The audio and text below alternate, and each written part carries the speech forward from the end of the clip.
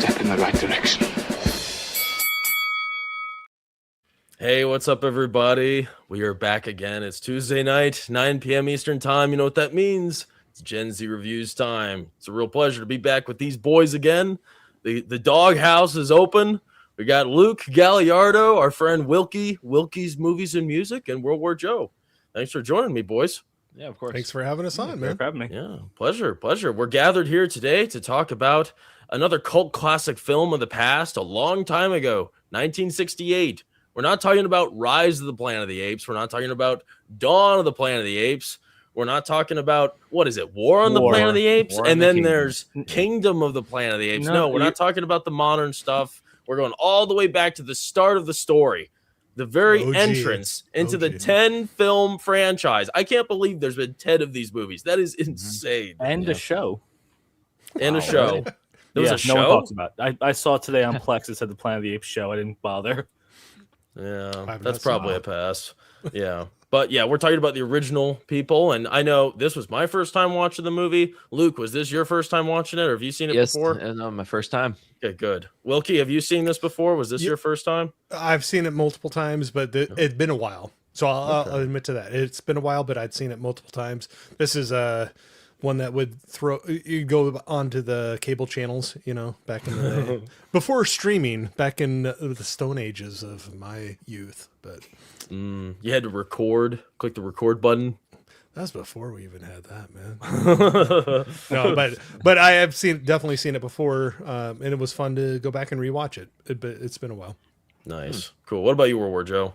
Oh, definitely seen it a bunch of times. I don't know if I would put this on the Mount Rushmore of most important sci-fi movies ever made.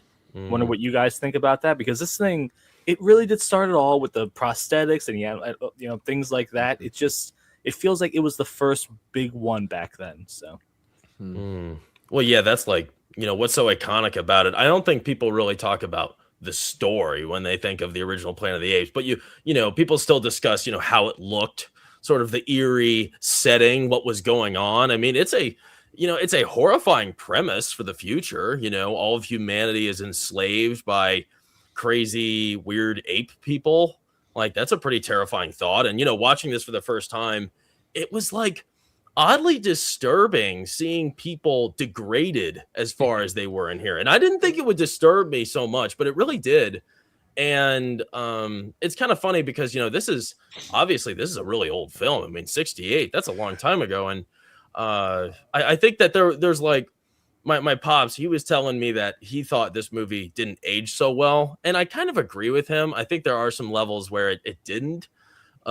Even though, 2001, A Space Odyssey, Luke reminded me, I thought it came out a lot later. It came out the same year, 1968. When I put those two together, I think 2001 ages much more finely than this film does. But nevertheless, I think it definitely has a pretty big impact. I mean, to start a franchise that large, and I was reading into this, I always thought this was like a one and done deal with this movie, but they went on to make, there was 5 of these movies. Have you guys seen any of the other 4 in this like base series, like the very beginning?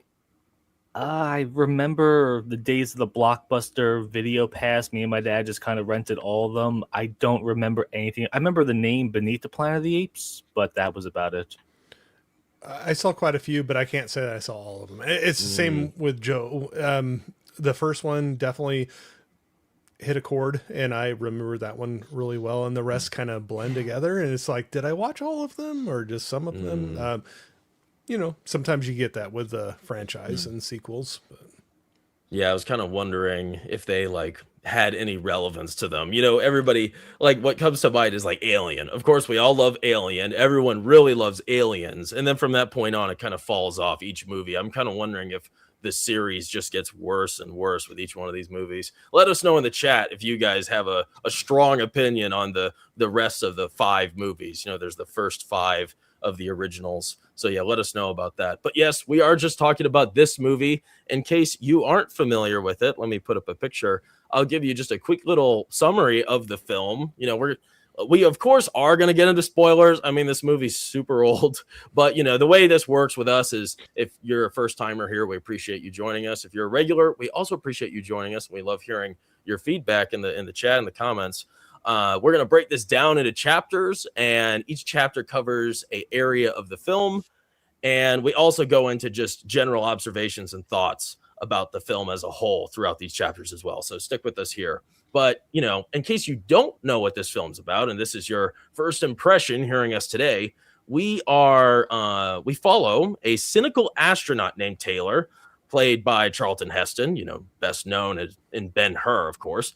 And he crashes from a spaceship on what he believes is a distant planet of the future. And of course, he has strange expectations here because he knows that him and his voyage have been away from Earth for a very long time, hundreds of years. He first suspects 700 years. So he really doesn't know what to expect. But by the time he enters Earth, or this planet, he doesn't really exactly have a complete idea of what he's getting into. He finds that it's far more shocking than he ever could have imagined it would be. And he finds that the society that this world, that this planet is based on, is ruled by intelligent talking apes, where humans are mute, primitive, and treated like animals. So as Taylor fights for survival and his own humanity, he uncovers a terrifying truth that forces him to confront the darkest side of mankind itself. And it's a pretty dramatic tale. I think it has some comedic elements to it, but it's a pretty isolating film because really, once we lose his human friends who actually have a mind of their own, he's very alone in this entire catastrophe that he's thrown into here. I'm kind of wondering with this movie, Joe, you kind of mentioned it earlier, asking us, what sort of impact this had on us. What do you guys think? Do you think this was a big movie? Did it have a big impact on you when you watched it a while ago? Should I go first? Yeah, I would say it's definitely something that was not really seen before. And look at how many different studios copied it afterwards. You think there have been a lot of copies? Well, just the idea of the prosthetics that, just the technology of moving beyond just, okay, there's little makeups and stuff like that. Now we can have full prosthetics where their mouths are moving and everything. And it's not perfect, but it's still better than what it could have been. That's fair. What do you think, Wilkie? Yeah, I think for the time it was probably pretty groundbreaking. Believe it or not, this came out before I was born. I know I'm old, but this actually came out before I was born. But I think for the practical effects, the things they have going on was pretty crazy for the time. And I think the premise of it was pretty crazy for the time. And I think there's a bit of social commentary that was getting thrown out in there too. Not saying good or bad, but just... so I would say for all of those reasons, I think it was a groundbreaking film. The special effects for the time, the story that they were telling, and some of the message in a way that they were putting out there. I would say there's a reason why there was more after that. Not saying they were good or bad after that point, but it set a tone. So. I was surprised by how, layered it is, right? I mean, the new Planet of the Apes films, obviously, they kind of fall into the, I wouldn't say the CGI mess because it looks great. They did such a great job with the visuals in the new films. I didn't watch the last one, but I really wasn't that impressed with what they did. This film, it's very layered. There's a lot of strange messaging in here, and a lot of the politics, the economy of Ape City, the strange, the dissension in the ranks, the way that the apes are sort of, divided into classes based on their species. I'd say their classes, their treatment of the humans, and then the divide even between the science and religion too. There's a lot of things they're talking about through this movie. Yeah, so it's definitely not just a flat, it's not a classic, universal monsters picture at all. And as freaky as all these apes, the ape people are in this, they are not just stupid characters, flailing themselves about. They're not the typical villains. They have a strange history, and we spend so much time learning about their culture and the differences between the chimpanzees, the gorillas, the orangutans. It's pretty interesting, and it's kind of funny that they like are labeled like chimpanzee, gorilla, orangutan, because they really don't look much like any of those except the chimp. The gorilla, like these guys we're seeing right here, those are supposed to be gorillas. They don't really look anything like gorillas. I mean, kind of, but and then the orangutan, I mean, the only reason you should figure they're an orangutan is because they have orangish hair. But all of these characters are really, they're not muscular or anything. They're all very humanoid, and that's of course part of what's strange about the story and why they're so eerie too, right? Is just how human they are. But I think that's kind of where it hits on the different class systems too within society, and I don't know. That was some of the commentary I think that they're putting out there. So yeah. Should be interesting. I'm excited to get into it. Before we get into the first chapter, I just want to say hello to the chat. Thank you all for joining us. I see our friend Mega Spider-Man dropped us €5 again. Thanks, Spidey-Man. Good to see you, buddy. Awesome you're talking about this. Get your stinking paws off me, you damn dirty ape. Is this your favorite Heston film / sci-fi twist ending? I haven't seen many Heston films. I had the pleasure of watching Ben-Hur over the weekend, and I enjoyed it. I think it was... I wouldn't say overhyped, but I think there was a lot you could have cut out of it. I love Jesus' story, trust me, but I felt like that was like it just didn't really need to be there, or at least towards the end, it just didn't really make sense shoving that into the picture. But I don't know. This compared to Ben-Hur, I still liked Ben-Hur more than this, so I'm going to say Ben-Hur.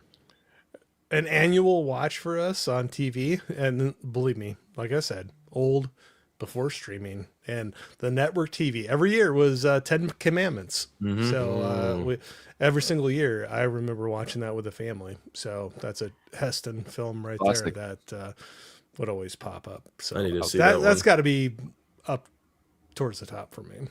But this is a great one though, for sure. Going to say, wow, that's 3 pretty major ones. Well, yeah, exactly. One guy. Where do you rank those 3? Those are like on the all time of those genres. Well, and honestly, all 3 of those, somebody could be like argue one of those being the top, and you could be like, okay, I can see your point. Yeah, for sure. It's so think of the roles that man has been in some of the films that get replayed every year. Major pretty roles. iconic. Pretty iconic. Do you have one more word, Joe? I was gonna say I really didn't like him as a character in this one too much. I always kind of pictured him to be, I don't know, like more of a main good guy, a goody two shoes kind of lead. Though he was kind of a jerk in the beginning of it. Yeah. He almost felt like the side character that you're rooting to die. It's like, oh, this guy's gonna make it to the end. Wow, I think that's just you. I didn't want him to die. He comes in, he's there smoking too, and just like jawing off to his other teammates. He's like, guys, sweet, bro. Yeah, he's smoking on the spaceship when everybody else is chilling out and they're like it's totally asleep. And he's like, and then he just like sits the cigar down on the thing. But I'll say too, when they crash on the planet, he's egging that one. I'm forgetting the other character's name, but he's just like egging him on. Like he keeps on poking at him, and it's like, man, lay off. You guys are all in a bad situation. Yeah. So I can see that, Joe. Yeah, no one's happy about that. We're crash landed, deserted on a planet, just the 3 boys. Yeah. Hey, and the lady died. Right, and the lady died. It's the 3 guys. I could have made the story very different. That's for sure. Thank you, Mega Spider-Man. We appreciate your support as always. Our friend Proctofal's here. What's up, Proctofal? He says you're not alone anymore, Wilkie. You're not alone. He's here for you. Thank you. Our friend with the cute kid profile picture, 64NG3ROK. What's up, man? Good to see you. Thanks for joining us. I don't know how to say that. Of course. Good ones here with the ball busters. Get your hands off me, you damn dirty Gen Zers. Nice. Don't worry. We don't want to touch you. Good I'm one. an Xer. Come on. We got Gen X here. Don't worry. Good one. It's not just the Gen Z. Look at the gray. Come on. Let's see. Mega Spider-Man. I love the Planet of the Apes films. The sequels aren't as strong, though there's lots of great memorable moments. All worth a watch. Okay. Good to know. Yeah, I'm curious. Good one saying the sequels are less good, but some of them have interesting ideas. All right. Well, that's good. I expected that. That's not too surprising. Elder Molieri is here. Hey, good to see you. Evening, Box Office Brawler and panel and chat. Hey, Rachel, thanks for thanks for joining us. Good to see you. Let's see. Anything else here? Oh, and our friend Rebel Rose is here. Hey, Rebel. Hey, Rebel. I hope you're having a good time at work. Let's head on over to the first chapter of the story, though. It's about to get pretty interesting here. This guy, he really had no idea what he was getting into. I mean, I was kind of confused in the beginning because I thought they knew they were landing on Earth. I guess maybe they knew that, but then, when they saw just how far Earth had strayed from being human, then maybe they were starting to second guess themselves, thinking they landed on another planet. But, nevertheless, we open in the film in space, which, took me by surprise. I didn't expect that. We're in space, we're in a ship, and we're having, one of Taylor's cynical voiceovers. And Taylor is Charlton Heston. So it sounds like a girl's name, but that's him. So when we say Taylor, it's Charlton Heston, just so everybody knows. There's only one other girl character here I guess two. One doesn't talk, Nova, and then the other one, Dr. Zaria. She's the ape lady who's really ugly. But at this point in time, after centuries of time dilation, the ship crashes on a barren planet in 3978. That's a crazy time, right? And the surviving astronauts, which are Taylor, Charlton Heston, Landon, and Dodge, explore the wasteland. One of them plants an American flag, sort of a hopeful moment of optimism, which he will, unfortunately, we don't revisit that because, there's not too much hope in this film, very isolating. And they're having a pretty rough trek through the wasteland. There doesn't seem to be any form of life until they discover some water and a few kind of idling plants. Very nice. And eventually they come across a primitive mute tribe of humans who are very strange. They're almost like cavemen. And, at first it's like a happy sight. Finally, we found people. And our cast of characters, our trio of dudes, they're completely buck naked. And, they scrape together some scraps of, I don't even know what fabric to wrap around themselves when they find them. And it's sort of, like I said, it's a happy sight. Finally, we found civilization. It's people, maybe there's something strange going on, but nothing like what they were expecting. And of course, this optimism is quickly quenched when there is a violent guerrilla hunting party that attacks them and abducts them. And unfortunately, one of the guys, I believe it's Dodge, he gets shot in the back of the neck and he dies during this time. And we have it's kind of a terrifying moment of a chase scene, cat and mouse, with all of the guerrillas. They're the guerrilla warriors. They're riding on horses and they're capturing all of the humans who are mute, unable to speak and communicate, and they're acting like animals. And it's really kind of a tragic moment. And it's extended. It's an extensive little cat and mouse routine, but it's really good. It's a great scene in the movie. I'm kind of wondering, we sort of briefly talked about this at the beginning. Taylor is, he's definitely off-putting in the very beginning. He's not the typical stoic hero, right? So I'm kind of wondering what you guys think. Do you think he comes across as an egomaniac, or is he just opinionated? I think. I'm sorry, Luke. You want to go first? Just to get off my chest real quick, I think he was more like an egomaniac because, if I remember correctly, he wanted to like take over, the land once he. Are we there yet with all the people and whatnot, and all the monkeys or the apes? Have we gotten there yet? Like I don't want to go too far, but he wanted to roll them in some sort. He made a comment, I forget what it was, but he was kind of came in there a little arrogant. So that's what I think. Yeah. I think he made some comment of like, in a couple weeks we could be ruling this. Oh, place, there we go. Oh yeah, that's right. Kind of, Yeah. Something along those lines of like if this is what we got here, yes, we'll be kings here, kind of a thing. But maybe that's a good mentality, because you said this movie is very layered with a lot of the social dynamics and stuff like that. So I wonder what that really was supposed to be about. It's like, hey, we just landed here. Hey, cool. We'll take over everything and enslave them. So I guess in the end, we're no better than the apes. Is that what they're trying to go with? Yeah. But to your question, though, yes, I would say he's definitely an egomaniac. He was in charge, right, of the whole thing. Yeah, he had to He have was been the with cap- how much I think he bossing was the around. Yeah, he was the doing. captain, right? Yeah, Yeah, he was the captain, I don't thought. think the captain should be the egomaniac guy. I think he should have been the Yeah. second in command or something, and then he's Mhm. forced to take over everything. But yeah, just something very odd about the hero's journey with him. It didn't really work. I mean, it was a great movie. I like him though, but it was odd to see a guy I didn't want to really root for be the lead. Yeah. Well, I think something kind of funny about his character is, he has a lot of pride in the very beginning, and he goes through, a humiliating, number of trials to the end of the film, and he's like, it's a humbling experience for him, but I don't think he's really humbled that much by the end of the movie. I don't think he's really changed very much through this experience. I don't think he's like bad mouthing like he did in the beginning, but his character really doesn't change all that much by the end of the film, despite all of these humiliating circumstances kind of pushing him down and tearing away his pride. He's all American through and through. At the very end, he's making out with a engaged chick. He picks up the only good looking woman in town.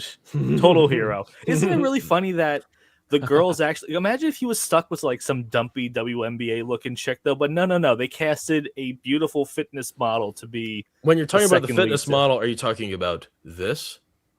I'm talking about both of them. This movie spawned an entire Yes. generation of furries, I'm pretty sure. Ew, this was the start of the This furry was revolution. where it began. This and then Lola Bunny with Space Jam. Yikes, that is such a horrifying image. We'll talk about that at the very end of the show. So, gosh, yeah, yep, just an interesting character overall. I really like Charlton Heston in this. He's great. I'm excited to see more of him in different films. I don't know what his other famous ones are other than 10 Commandments, but I really enjoyed him as the lead here, and I didn't mind his arrogance. Who cares, right? I mean, he's got a strong will. That strong will protects him. I bet if he wasn't, if he didn't hold on to that strong will and determination from the start to the end, he probably would have died early on. That's probably a big reason why his friend didn't last and he got, lobotomized. But, we'll talk about that a little later. I'm kind of wondering what you guys think, because, we start off with these three characters and, it kind of seems like we're going to spend a lot of time with them. We're starting to establish some relationships. You kind of get the chemistry, the roles they play in each other's lives, and the sort of the command structure. He rules over the two. And, I was kind of led to believe we were going to spend a decent amount of time with these guys. What do you think was the point in introducing their characters, even though they didn't go on to have much screen time in the end? I don't know. That's a great question, though, because we got at least a half hour into this movie before we saw the first ape, and then the first guy gets killed. So I think we should have gotten, maybe we get to see their journey, all three of them together going through this, but it didn't. I don't think we really learned much about things, keeping them all together in the beginning. It is interesting how he finds them later, both of them. Not to give anything away yet, but his two other astronaut friends, where he ends up meeting them in the state that they're in, both of them. Yeah, that might say something too. Well, yeah, I think they were like, we were supposed to, we're introduced to decent guys, right? I mean, everybody here, they're all decent human beings. They're nice guys. They mean well, especially these two other dudes. There's no reason to dislike them. And even though we don't spend much time with them, they're perfect as tools to demonstrate, the danger and hostility that humans were against. I mean, each of their demises are pretty, polarizing, and, what happens to his to the guy that dies, who gets shot in the back of the throat. It's really sad what happens to him. He ends up in the museum and he's taxidermied in the exhibit. I mean, that's a pretty horrifying image.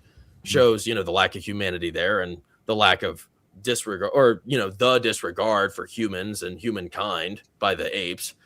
And then, the other friend, he, gosh, what's his name? I don't remember his name. Doesn't really matter. He gets lobotomized, and, he was like sort of the Hail Mary here. He offered an opportunity to strengthen the case that, what Charlton Heston had to say and his intelligence was actually, legitimate. You have two people that are intelligent telling the same story. That's pretty special. But because they lobotomized him, he didn't have the faculties to back up that claim. And, them choosing to, lobotomize him was, a crucial moment in the film. I think Charlton Heston's character, Taylor, he was kind of riding on, his friend here being not only like moral support, but also that extra oomph he needed to reveal the truth of this entire matter, which has been hidden from the people or the apes in Ape City their whole lives. And that didn't happen. So pretty sad situation. And, all of this goes to show you that, the apes, they just don't value humanity, and it just gets worse and worse as we go further on here. I'm kind of wondering, like, overall what you guys think about this. So I was wondering if maybe other films suggested this or revealed it. This movie didn't. I mean, we could just kind of think of the concept itself. What do you think was the reason that humanity became primal? Because, you watch the newer movies, which, obviously the newer films, except Kingdom of the Planet of the Apes, take place before this film, right? And humans are never primal. So how did it get to that point where people were now acting like, cavemen?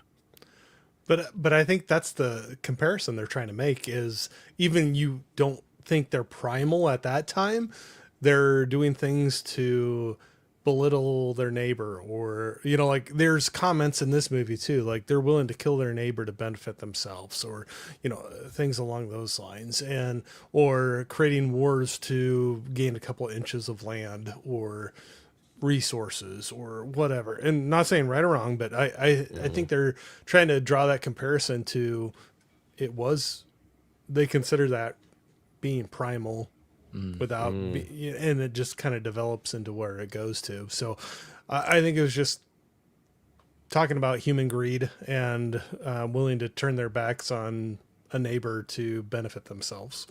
Real quick, I see our friend Matt's here. Hard cut. Good to see you, man. Hey, what's up, Matt? Guys, sorry Good. I am late.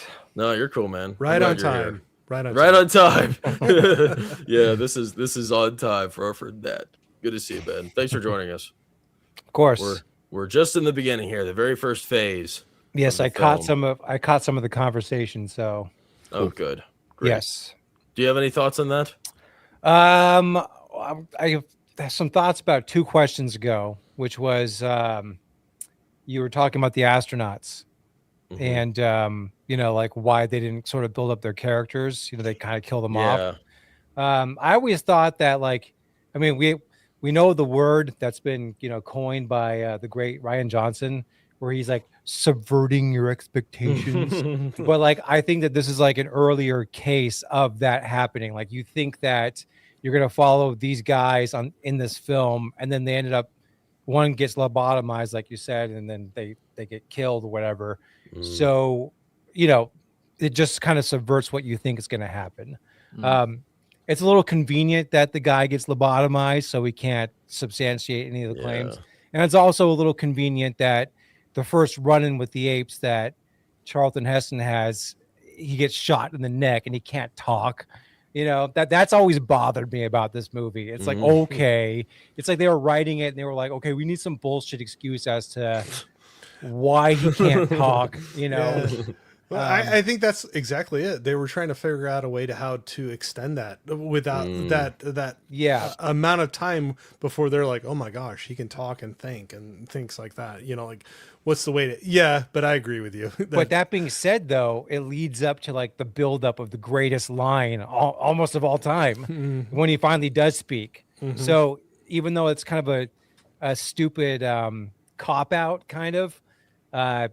It leads to a cool place. And the first time he speaks is so iconic, After the big chase scene. And, it's earned. Yeah, that's something they don't really explain at all here. His friend got shot in the back of the neck and he's dead. Obviously, it makes sense. And he gets shot in the neck and he's okay. He just can't talk for a while. So they didn't really show a grazing blow. I mean, if it's screwing up your vocal cords, then I mean it's going in your neck. Yeah. So I guess maybe the ape technology was really advanced, where they were able to, fix him, like fix like a serious injury there. Back then, you can get away with stuff like that. There was no one questioning at all. It's like, oh, let's throw some ketchup on him. We'll just say he's injured. Yeah, his vocal cords. There's really not much technology. It's kind of hard to say. Yeah, Like, was there super advanced at the end, or? I also just think it's probably the limitations of the special effect. Like you see him get hit in the movie, and it's like, oh, okay. But like nowadays, even when you do makeup prosthetics, not CGI, like you can be more precise with the injury, and like it when you see it happen on screen, you can like determine, oh, that's just a flesh wound. That went into his trachea a little bit. You know what I mean? They're a little bit more precise with that stuff. Whereas back then, it was a little bit more. They super loose. Yeah, exactly. Well, I mean, this is like so far in the future, I mean, it's hard to really 40th century understand. Crazy. But you know what's funny? I think it's interesting, how they talk about this. Obviously, it's revealed that, for being so futuristic, so far in the future, their technological capabilities and, their faculties are so limited, right? I mean, they don't even believe you can fly. Like, that's a scientific impossibility. That really stood out to me watching this, was hearing that.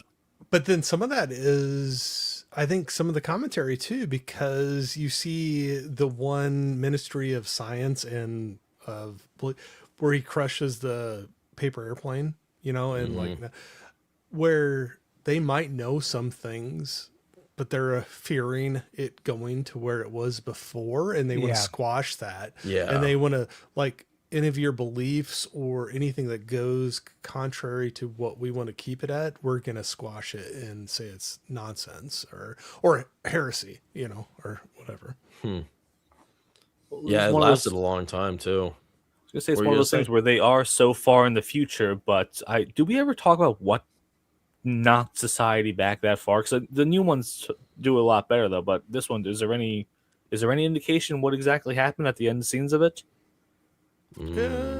What made us, not the dominant species anymore? Well, they dropped little hints here and there. Yeah, I'd say the end of it kind of does a hint. Well, yeah, the end. Yeah. Well, we'll wait for that. We'll get to that. We're far from the end. Sorry about that. Are you talking about just in terms of like, do they come out and say like how long ago it happened and how it happened? Is that what you're wondering? Well, just like in general, because you watch the new ones and Caesar's in charge, but they're still using stick weapons and things. They're not so far in the future, but they're still the most advanced species out there. So. Yeah, well, I mean, now that just raises the question of like prequelitis, basically. Like, oh, okay, now you're thinking about the prequels and all the shit that doesn't add up if you watch the originals, which is always annoying about prequels. Yeah, we got serious prequelitis. I mean, it's insane how many of those they've made. And they'll probably make more, right? I mean, it's not make over. Another one because the timeline does match up. And in Rise of the Planet of the Apes, there's a scene where they're showing the spaceship that went missing, which is going to be Charlton Heston's. Yeah. Yeah, I'm good. I don't need to see anymore. I liked this. We don't need to explore this. Come on, Rachel Zegler and Bella Ramsey fighting the apes. That'd be great. New one. Zendaya up there too. Not saying we got to go into it, but the new run of them, I enjoyed. I had a good time. I don't think they're bad. I'll say that. I haven't seen Kingdom yet, but you don't need to see Kingdom. I can't. Yeah, that's what I've heard. But Dawn was like phenomenal. Dude, like that really is a great movie. Dawn. Did it make you cry? I don't think so. You're trying to call him out, brother? Come on. Hey, man. It's okay. We'll cry together, man. I didn't cry, but I clapped at the end of it. I was that moved by. Yeah, dude. What is his name? Koba at the end. Sympathetic villain. One, yeah. He was a great guy. Those the first two of that new run, I'd say, pretty good, good stuff. So anyway, sorry. Yeah. Real quick, I want to talk about this. This initial scene. Actually, let me put this up. First off, I love the apes on the horses. That is like the coolest aesthetic ever, right? And they do a good job with that in the new franchise as well, with the new series. I just think it's so cool. It's so weird, and it's equally just as weird when you have just a bunch of people dressed up as the apes here. It's such an odd sight. But for me, when this happened, this film is not graphic at all. And obviously it's not supposed to be a horror film, clearly. But, it's so strange in the moment where all of the kind of primal humans are being ambushed and picked up and scooped up. For me, it was kind of a freaky event, like almost like borderline horror. And I have kind of a hard time figuring out why that is. But to me, it definitely, I don't know, it felt scary, and it was sort of, I don't know, it had this eerie vibe about it that I think is really hard to capture. And I'm kind of wondering, did you guys feel that way? And if you did, why do you think that was the case? Well, I think it puts things really in, I'm sorry. I think it really puts things in perspective when you realize that the movie's rated G as well. Mm-hmm. Well, for the time. Exactly. I mean, everyone always says that, like, oh, movies, like they're so much worse than they used to be, like sex and violence, blah, blah, blah. No, it's gotten like way more pansy. They didn't have as many letters for the ratings back then. I know there's nudity in this. Don't worry. I know that PG-13 wasn't around, but like, Jaws was PG. Like all these movies were like G and PG back in the day. And it's like, they knew that as a kid, you had to have some balls to watch these movies. Like they expected to traumatize you slightly. You were going to walk out of Planet of the Apes slightly traumatized as a kid. And you know what? You needed that. That's all I'm saying.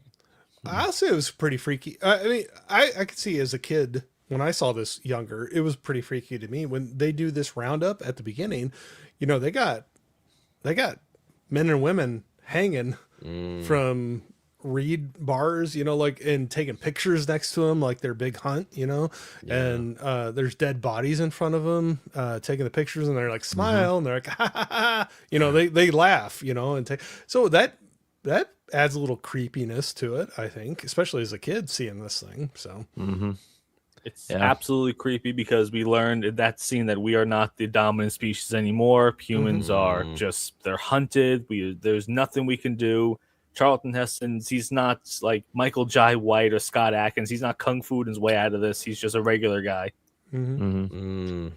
Yeah, there's I think it's it sort of shows you just how hopeless a lot of the situation is too.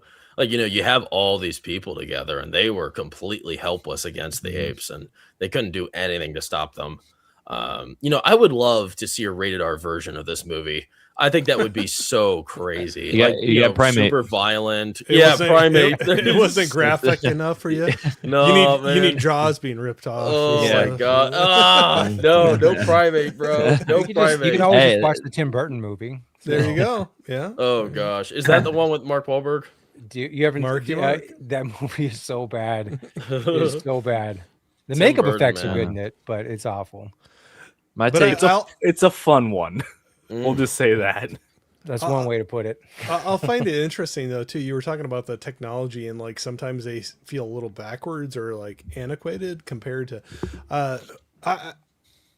not going into that movie too much, but The Village, the M. Night Shyamalan, where they pick and choose what things they think should be advanced and which ones they don't think should be advanced to keep the peace or the community going. I don't know. Maybe I'm looking into that too. No, I think that's a good point. That's fair. Yeah. That's an interesting concept, right? Limiting the potential of what you can do. How far? Yeah. Well, it's also cool because, you don't know what the twist is yet, but you're watching it and you're thinking, this is weird. Like, what's up with this ape society? But then when you find out the twist, that puts so much more into perspective, so on a second viewing, when you watch it, you start asking all these questions, that's why this movie's cool, because it makes you think about all those things. I think that the scariest part for me is it's not really a horror sequence, but it's the fact that they land in a random destination on Earth. They have no clue where they are. And then all of a sudden they see their own kind running around like a bunch of wild animals. Gosh. And then here comes the were those gorillas on them? Yeah, the gorillas. Gorilla cavalry. That's hilarious. Yeah, they see just a bunch of gorillas on horses throwing nets on each other. And then, like you said, Corey, was that you, Matt, or Corey, or Joe that said that people were hanging upside down. Yeah. I mean, that's they got just them like hanging it's up, like a taking death pictures camp. in front of them. Like It's you weird. Go, It's weird seeing humanity in such a disrespected, like degraded fashion like this, right? You know, Well, there's not many examples of that other than like zombie movies. Well, and I think that's the messaging, you know, like putting the human in the sport hunting category, you know, because they definitely were. You're such a feminist. Thank you. But but it is interesting to like see like people hanging like trophies, you know, like the head on the wall, you know, kind of a thing. And maybe at that time that was even more shocking, you know, that you really hadn't seen that. So yeah, imagine how crazy they could have went if it was rated R with that, right? I mean, there you go. But at that time, that was probably pushing it a little bit. I don't know. I'm imagining it was. Yeah, I could see that. I was kind of wondering if those people were dead. Like, you know, you were looking at some of those people they were posing with. I couldn't tell if they were dead or not. But real quick, before we move into the second chapter and the chat, thank you all for joining us and chatting. We love seeing what you guys have to say. I want to talk about just a generalization. I thought we'd get to it early on because obviously we're going to talk about it. Is the ape design? You know, the apes, they are just so iconic. I love the design. Everybody, I think, you know, like you think of like, what is it? I mean, would you consider this Pulp Fiction? Is this Pulp Fiction, this sort of film?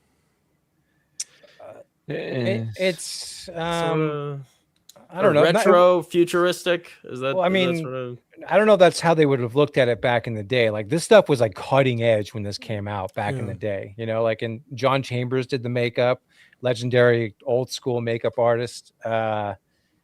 He's portrayed by John Goodman in the movie Argo, if you've seen that. Yeah, like this, when people saw this back in the day, like they didn't see makeup effects. You know, when you watch it now, it's most of the makeup is like they're basically like mask appliances, you know, and like the lips don't really move or do anything. Like they're just kind of like, you know, but no one noticed that back then. Like this was like people thought that they were seeing like apes back then. But yeah, I don't know if this was like had a retro feel back then. I think it was cutting edge, and they went into it because I even look at some stuff I watched when I was a kid that I was like blown away with. I remember being blown away with at the theater, and now watching it, I'm like, oh, those graphics look so this or that. Like The Last Starfighter was one that I was just talking about with some people.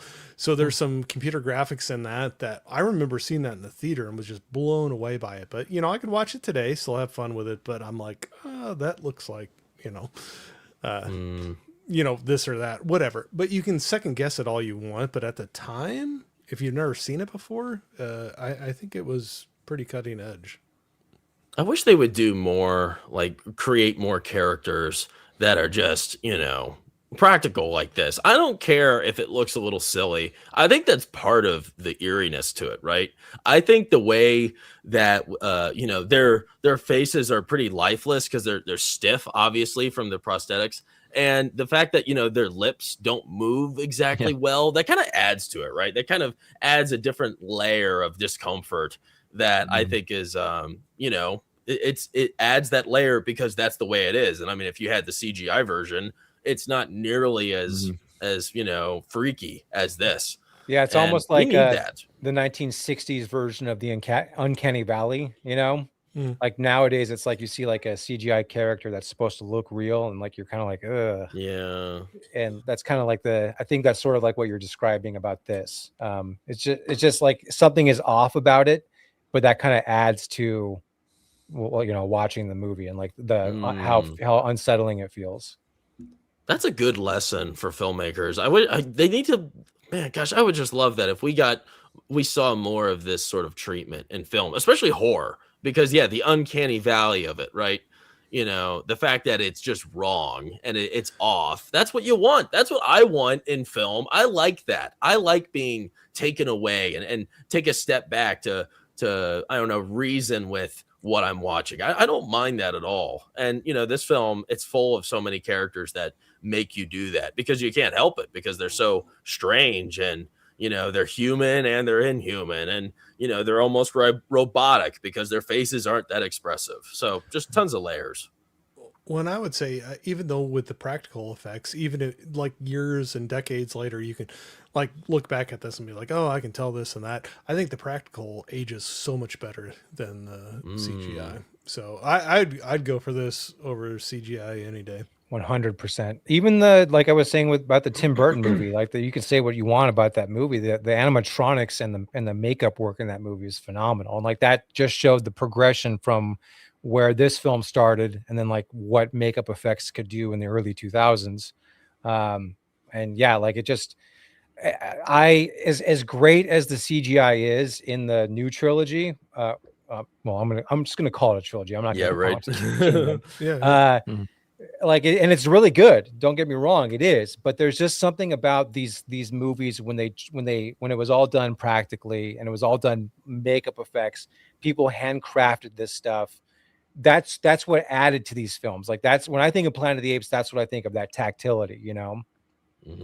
But why are we I don't see we're ever going to go back to this. I think the CGI and the AI stuff is going to make it way too convenient, way too cheap there. But how come we don't really see a lot of things like this with practical effects and the prosthetics? Is it too expensive? Is it just too time consuming? It's a bunch of things. I think that what it comes down, like it's a lot of things, but really what I think it is it's a conditioning thing. So people are conditioned when they watch movies to see graphics.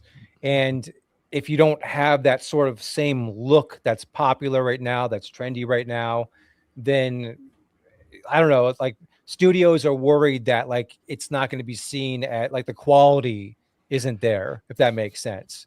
You know, I do think that we are going to be in this age of, obviously we've been in the age of CGI for decades now, and it's not going anywhere. And yeah, like we have to contend with this AI slop shit now, of course.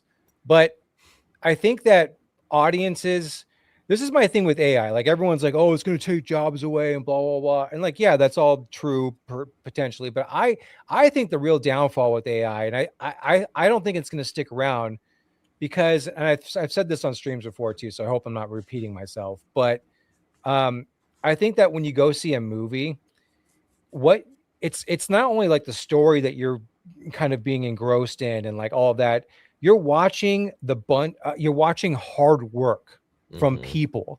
Like, and that's like, there's just something about human beings when we see something that it's like, we know all the work that goes into it behind it. That's part of like the experience of watching something, part of why you enjoy watching something. If anyone can do it, that aspect of it's gone. So like nothing's going to be special anymore.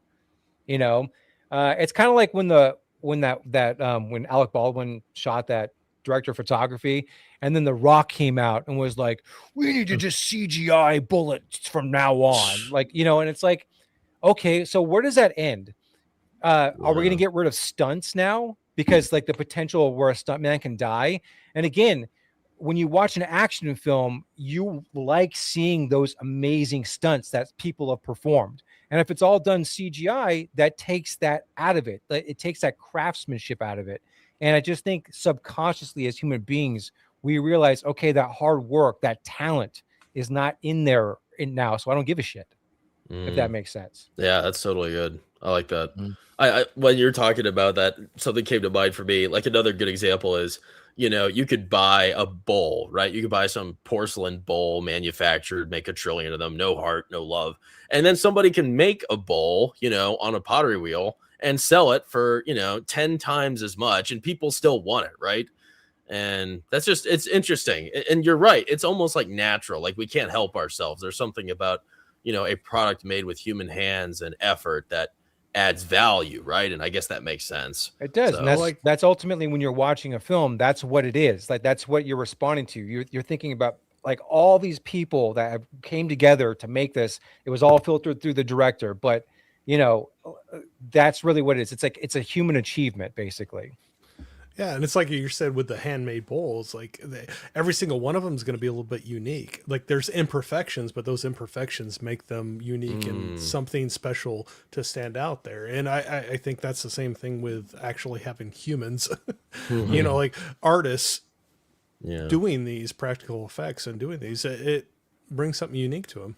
Yeah, and things run in cycles too. Eventually there's going to be like a renaissance eventually where people are going to get sick of all the slop that's out there, and they're going to want to go back to that human ingenuity. Basically, I don't know how long it's going to take, but it will eventually go back to that. And what will that look like? I don't know.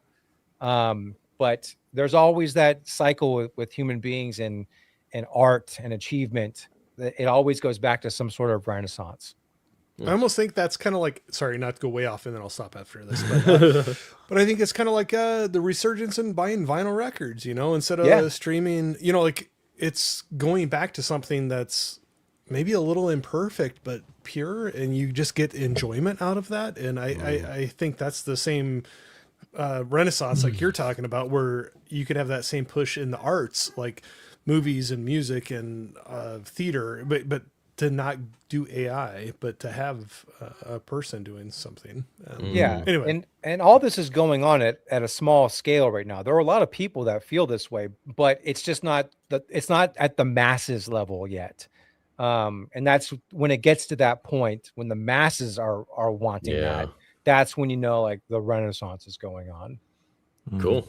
Nice boys. So exactly what you wanted to talk about with Planet of the Apes, Brawler. No. Hey, it's all, this is a fun conversation. That was the concept. That was great. Awesome. Good job. Real quick, let's get to the chat. Say hello to everybody. Our friend Proctfall asks a very good question that I was going to write down, but I just didn't. But he's got it for us here for $5. Thank you very much. He says, important question. Why is it important to the plot that the woman is dead at the beginning? That's a great question. Well, I think Charlton Heston makes a comment about it. They're going off, and I think they said she was going to be the new Eve. Yeah. Like, they're going to repopulate humanity on another planet or something like that. And she was going to, because I think he makes some kind of crass comment of like, whether she likes it or not, these three greedy men were gonna make there's our hero. Gosh. Well, doesn't he say something like that? Yeah, he does. You're not wrong. He's on a planet for 5 minutes, already wants to colonize them. Found the first females, like, nope, we're making a generation. Whether she liked it or not, these three guys were gonna. But simpler times. But I think he was making the comment like she was the chosen like Eve, like they were going to repopulate humanity somewhere, kind of or something like that. So well, she was obviously okay with it. I mean, she is on the ship. She was ready, right? No questioning it. But I think that was the significance. If she's dead, that line is they're done. There's three guys and she's dead. But. Yeah, I think you're right about that. Well put, Wilkie. Well put. Let's see here. Oh, our friend Superman is here. Superman OG. Hey, y'all. Good to see y'all. Yeah, good to see you, man. Thanks for joining us. Amazing movie. I had no idea. Oh, you watched it for the first time. Good. Good to see you, Ty. It's worth a watch. I would say that. I dig sci-fi movies. I always loved growing up, and the retro ones, like the older ones, it's always fun to go back and watch that and see what they think the future is going to be and to go into it. So this is a bleak future. Future, but I'd say it's definitely worth a watch. Let me ask the young kids of this question. All right, so when you guys watch this movie, are you guys like, this is old? Like, does it? Because okay, it didn't feel old to me. I try to look at it as if I've never seen the newer Planet of the Apes movies, because that kind of ruins the original, because you have such a high expectation, and then you watch the original, it's like, oh, this sucks. But no, you just want to you try to appreciate. This sucked. No. I'm saying no. Other people. I'm saying like younger generations. I'm saying that you just got to learn how to appreciate the practical effects and how much work they put on this. I mean, it's very rewarding for them, I'm sure. Well, I only ask because even me as a kid, because this came out before I was born, I always felt like this movie was just like on the cusp, right before, right before Jaws, basically. Whereas I think Jaws, some stuff's dated, but that movie doesn't really feel old to me. Where Planet of the Apes kind of feels old to me, like when I first saw it as a kid. Well, you think about this, but to Star Wars. They're like 8 years difference, maybe. Yeah, exactly. Yeah. And so it's. I think what feels old to me about it is I think Charlton Heston has like that old Hollywood way about him, Definitely. which I like. And then, it is so dialogue heavy, this movie. It's such an interesting space we're in, and there's all these apes, and there's it's very layered, but they talk so much, and there's really not much action to it. There's not really that much exciting material, visually speaking, either, that goes through the whole movie, even though you're in this really interesting situation. And that feels kind of old, just over explaining. And I'm okay with it. I think it's great, but that's a style that we've definitely lost in touch with today. I think there was a lot of commentary going on for what was happening. Oh, at yeah, the time. definitely. Yeah. Let's see. I see. Oh, Mega Spidey Man says, Dr. Zaius, Dr. Zaius, Dr. Zaius, Dr. Zaius. Oh, Dr. Zaius.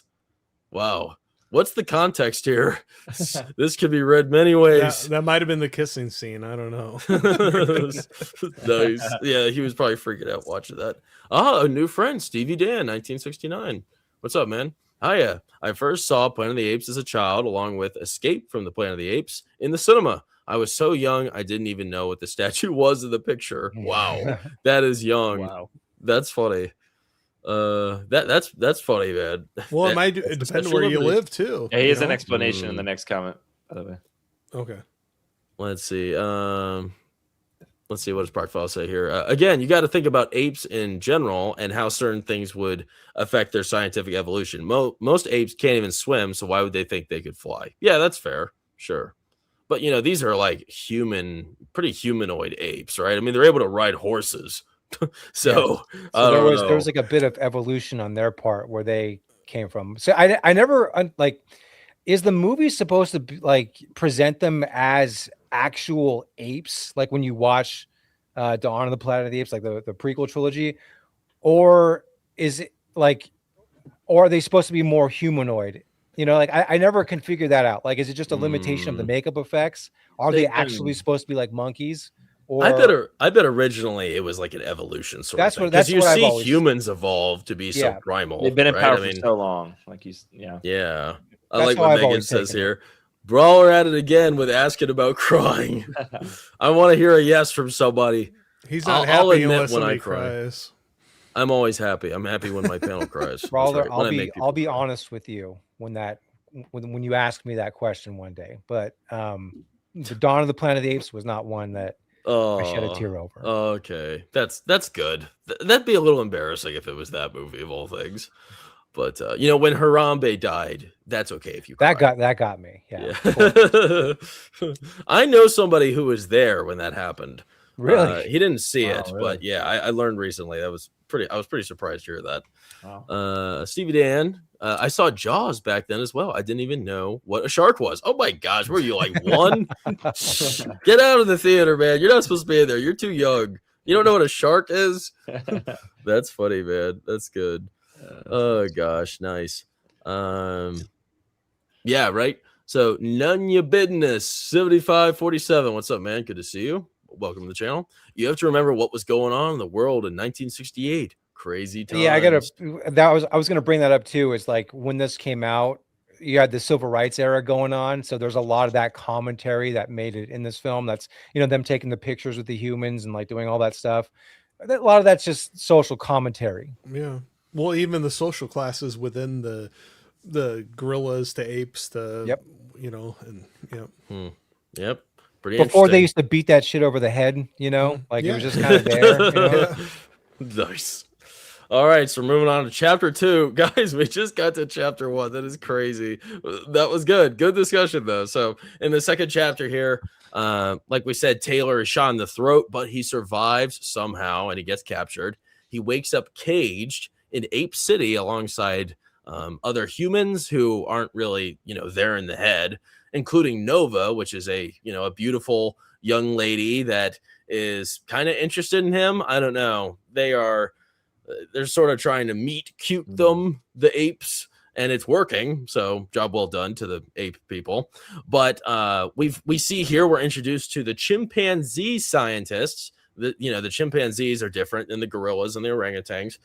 Dr. Zira and Dr. Galen, who are studying him as an animal specimen, and they nickname him Bright Eyes. They don't know his name because he can't talk, and he has a tough time communicating with them. But they are starting to see that there's something special about him. He's not like the mumbling cavemen humans like everybody else that they're used to. He actually has some intellect to him, and he's not brain dead.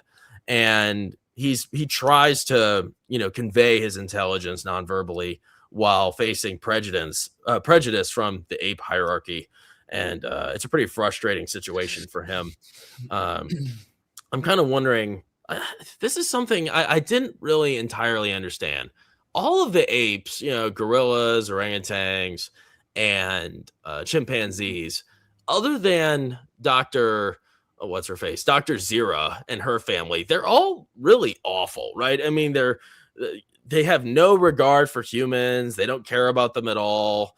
They just look down on them. They degrade them. Why do you think Dr. Zira and her family has compassion for Taylor, and that it's only her family? Why is that?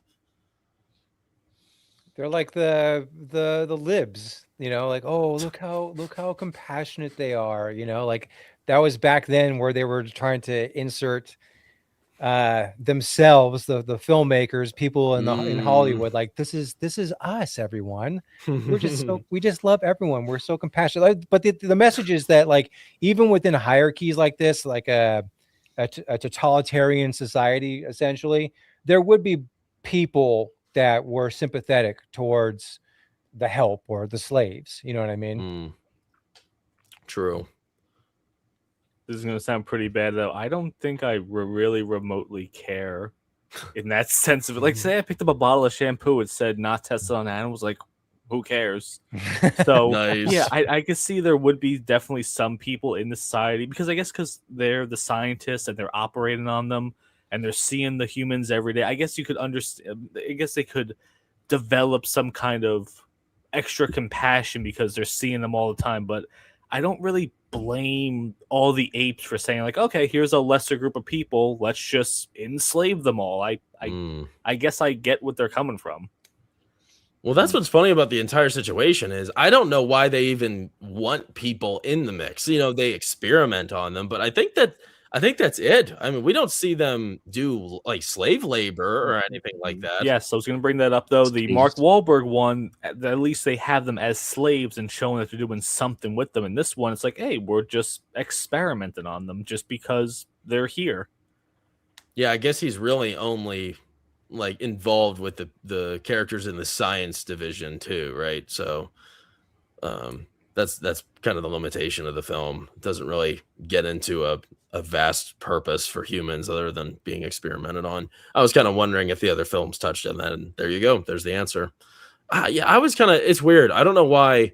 I think you're right, Matt. I think this is sort of like a little bit of self-insert, but people care about animals, and if people are considered animals here, somebody's going to advocate for them. It's reasonable, but at the same time, like, all the apes in this film are so hive mind. Everybody just believes the same thing. They don't ask any questions. These are the only two characters that really kind of think outside the box for once. And I guess they didn't really have a need to think outside the box before, they've come across findings that would maybe conflict against the narrative they've been brought up with, right? I mean, what is it? This guy here, I'm pretty sure it was revealed that, he went out into the Forbidden Lands and he discovered those human artifacts on his own. So, I mean, that would kind of ask you some questions, right? Then you have this guy come in here and he has, he's obviously different than everyone else they've been associated with. So I could see how that could be sort of like the base for why they are different. I think that's decent reasoning, but other than that, I'm not exactly sure. Well, so I'm kind of wondering, let's talk about the ape class structure and what you guys think about that. Well, what did you think was captivating about it? Because, we learned that the gorillas, they are the military, they're the enforcers. The chimpanzees, they are the intellectuals, the scientists here. and the orangutans are the leaders. What did you guys think of that structure and how it worked in this film? You know, it would make sense. You know, the orangutans are usually big, you know, big, bulky, and scary looking breeds of monkeys. But like I'm saying, it would have worked much better if they were actually big and they used like bigger suits, because, you know, it would make sense if the big or the leaders were the big monkey types. But they're more just, you know, I feel like the gorillas looked more like leaders than the orangutans. I didn't like how they, you know, sorted those in those orders. I agree. I think the gorillas could have been a lot bigger. Another shout out to the Mark Wahlberg version. We had Michael Clark Duncan as the head of the gorillas, which totally made sense. Yeah, he's gigantic. He looks like he'd take over the whole place by himself, though. So yeah, one of the problems I actually had with this movie is that I would have liked to see a little bit different design for a lot of them, because I think there's like Cornelius and I forgot his name, the smaller guy. They're all dressed the same, and the only thing difference between him and the doctor is their hairstyle. So I think they could have done a little bit different designs with it. But yeah, it makes sense though with the gorillas being the enforcers. But it would have been kind of better if this movie was a little bit longer and we got to see some of the social dynamics of it. Maybe a little clash between orangutans and gorillas. You know, hey, well, why are you guys in charge of us? So just another layer they could have added to it. But that would have been kind of nice to see. But maybe they explore it more in the other ones. I don't know. I don't know if I'm looking into it too much, but I don't know if they were kind of hitting on the class system too, where you got like the politician leader class, you have the intellectual class, and you have the blue collar working class, and maybe dressing them all the same in each of the classes really made them distinct of like, this is the class you're in and how distinct that is. I don't know. But. Yeah, I think so. And I think that we're so conditioned now when we watch a big movie like this, because this was a big movie when it came out back in the day. We're conditioned for the world building. That really wasn't a concept back then, you know. So we have all these questions because we're so used to seeing these properties where they're explaining all of these things and like they're giving you a better sense of the world. Whereas this, they just kind of wanted to tell a self-contained story. It didn't really focus on that other stuff, you know, because that wasn't really the goal or objective. But yeah, I just really think that nowadays, again, like we're just so conditioned for epic movies to like just, you understand everything, or there's like a side comic book about this and explains this and like all of that. This is before any of that. They weren't even thinking about any of that stuff. That's interesting. Yeah, I think it would definitely help if we had like some differentiators, right? Because it is so easy to mix all these different classes up. I think a lot of it, you know, it would have been helpful to see maybe dialogue from each one of the groups. Like obviously you could tell the orangutans, they were more, you know, philosophical, right? And they were more emotionally based, or they were, you know, driven by the law, right? Or their sacred law, the sacred text.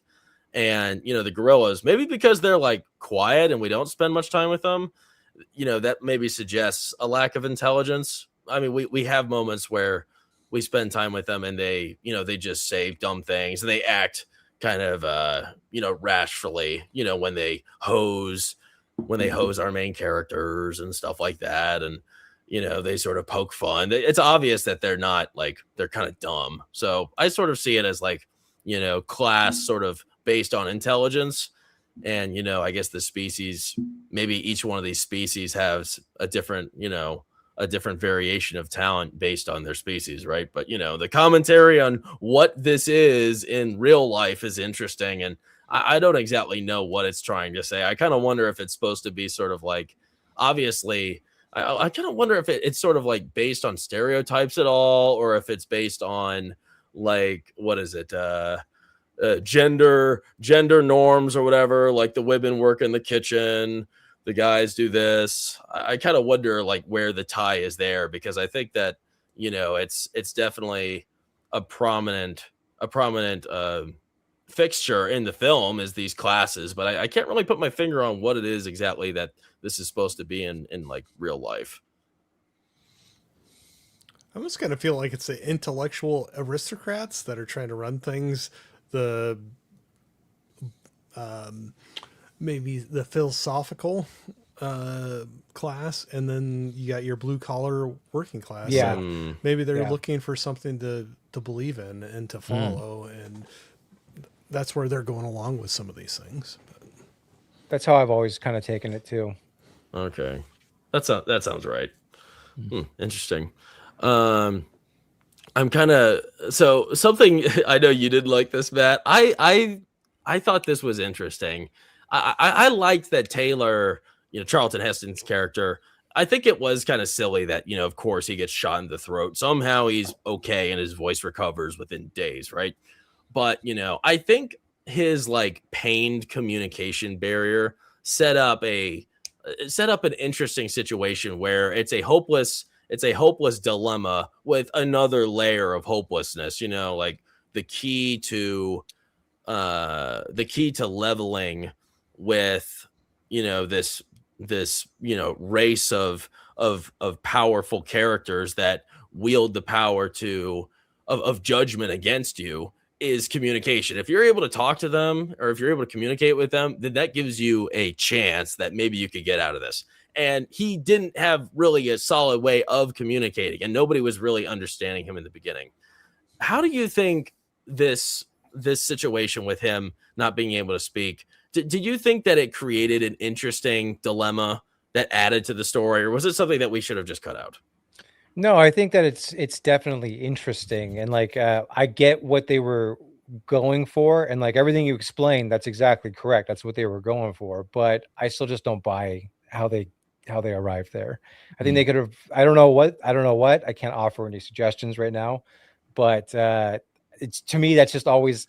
I always watched it and was like, okay, that's convenient, the one thing that would solve everything, and he just can't. Like, how often does someone get shot in a movie and they can't talk? Like, get out of here, So, but yeah, you're right.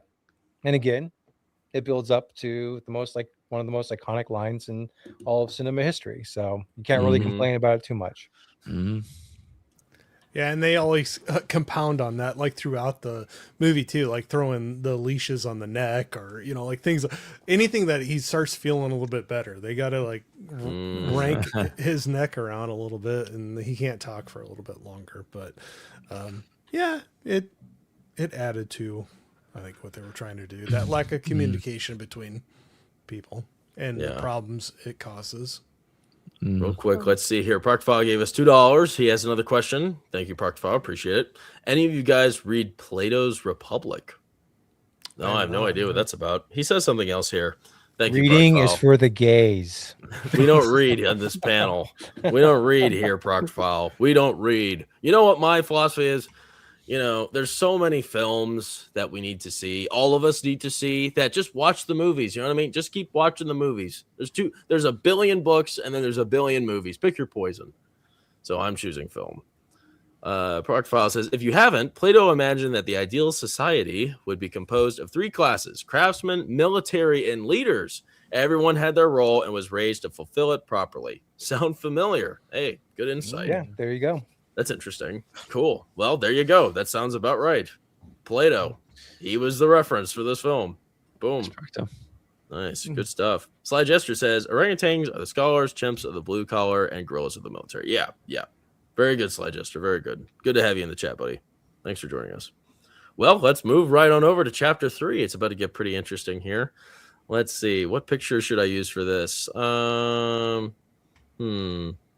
I'll just put her on for now. Yeah, that's for you. I'll take a moment to appreciate Nova for a second. All right.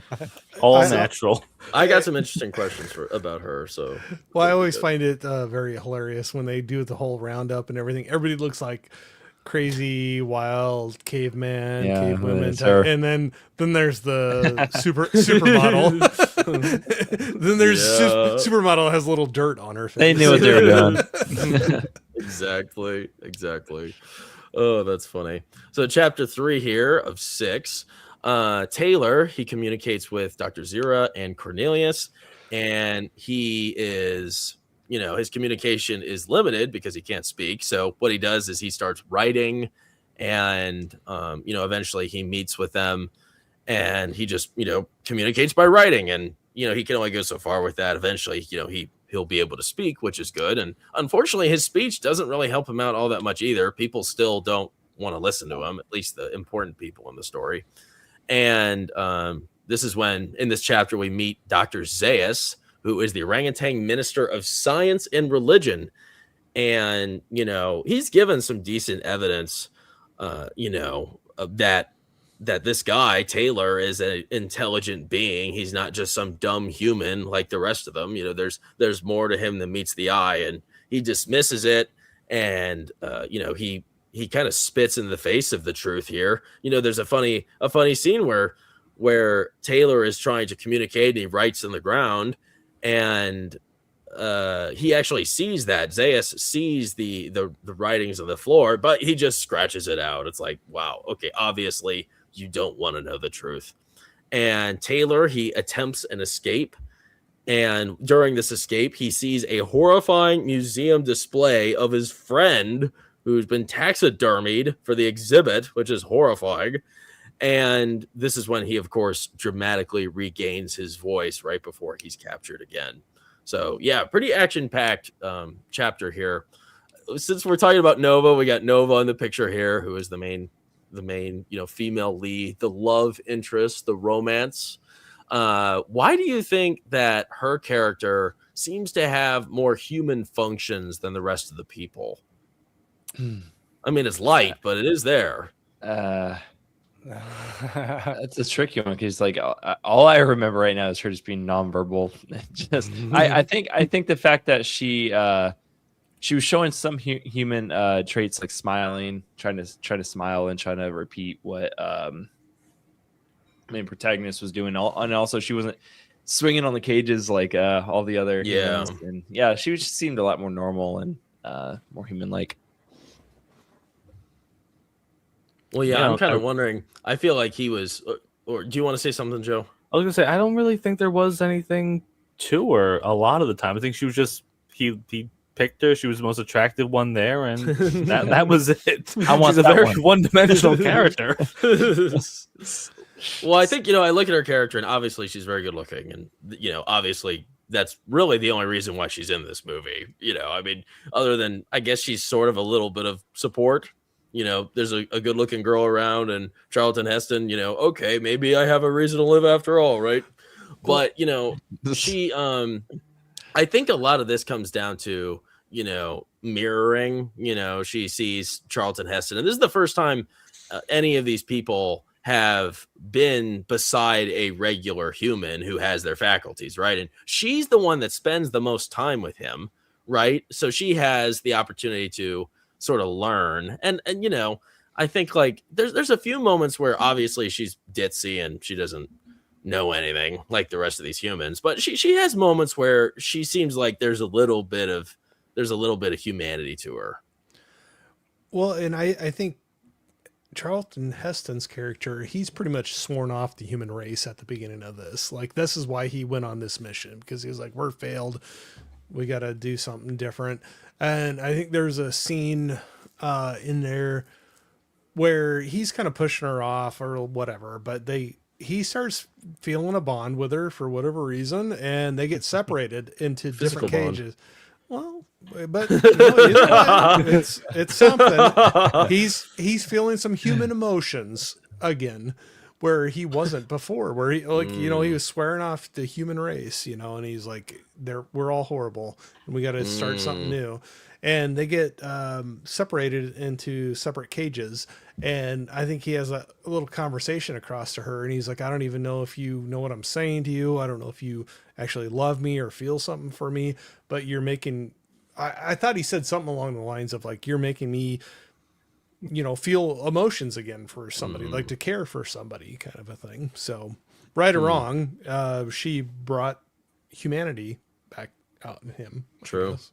But if it was the girl in the back, would he be saying those same things? No. He'd be like, get out of my Like, no, cage. take me. No. But that's where I'm joking. Look at the dude next to her.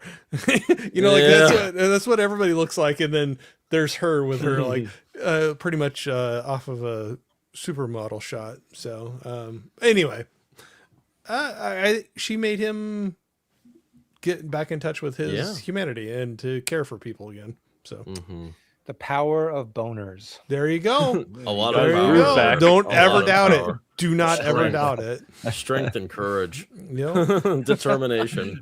You know, something I admired about this movie was that, like, obviously all the humans here, they all have dark hair, and clearly they look like cavemen and cavewomen. You know, they reverted back to that.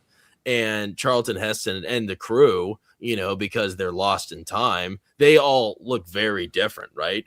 And there's not even any, you know, there's no black people in this either. You know, it's all a bunch of white people. And Well, the one crew member. well, yeah, He that's what I'm didn't make saying, it. though. Not like the cavemen, though. Oh yeah. And it's just kind of weird. It's a weird situation. And I like seeing how all these guys, you know, all the cavemen, they all sort of, you know, they all had dark hair. They were all grizzly. They literally looked like cavemen. And then you have Charlton Heston, and he really stands out because he's the only tall, beautiful blonde, right? And I thought that was just a nice little subtlety that made him stand alone again.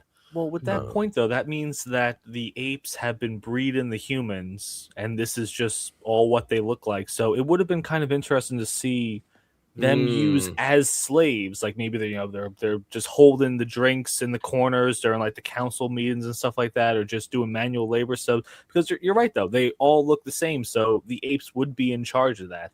It just seems like they could have maybe added something like that to it. I mean, that's what's freaky about the movie is they kept putting this girl in his cage. Like, okay, you guys gonna do something now? Like, what are you doing, you freaks? That's weird. Yeah. You know, something I really liked about this chapter was his escape scene. And for me, like this scene paired with really pretty much this whole film just feels like a fever dream. And, you know, that's pretty incredible if you're able to capture that sort of, you know, eeriness and, you know, uncanny valley vibe. And this movie does it. And I'm kind of wondering, like, when we consider this scene where he escapes and he's just thwarting capture left and right, up and down, what was it about it that gives it that fever dream feeling? If you guys felt the same way. Do you get that vibe? It's just the practical effects for me, just the prosthetics, just the imagery of all the apes. I don't know. It gives right. I know it's been only a few hours since we've seen this, but it already feels like a fever dream for me. It's just like nothing. Like it sounds crazy, but it's nothing I've ever seen before. Like I know I've seen all like the newer Planet of the Apes movies, but this is just, you know, something different about this one. It's just kind of, you know, strange, kind of creepy in some way, you know. Oh, definitely. I also think that we haven't even talked about this yet, but the score, the music, Jerry Goldsmith's score, like it's a very, especially for back then, like no one had heard music like this before because it's like a bunch of like atonal, weird, you know, like hits and bangs and pots being, you know, like it's a very eclectic score. And I think that in that sequence, that's what aids that feeling. And I think that overall that the score adds to the weirdness of the movie. And also to me, like I think that Jerry Goldsmith is probably my all-time favorite film composer, but to me, I don't like listening to the score because this score feels dated to me. But at the time though, it I don't know, like it added to that fever dream-ish quality that I think that you're talking about. Yeah. I don't know if like that's something that you're considering when you're talking about the fever dream quality of it. But I to me that's what makes this movie kind of with the look of the apes, the makeup effects of the apes, but it's also the music. I always felt what else did this composer make? If you're Jerry you're a big Goldsmith? fan? Yeah. Dude, Jerry Goldsmith is basically the Jewish John Williams. Oh. So like Nice. like him and John Williams are like they're up there. So like, you know, John Williams does Star Wars, Jerry Goldsmith did Star Trek, John Williams does Indiana Jones, and then Jerry Goldsmith does King Solomon's Mines.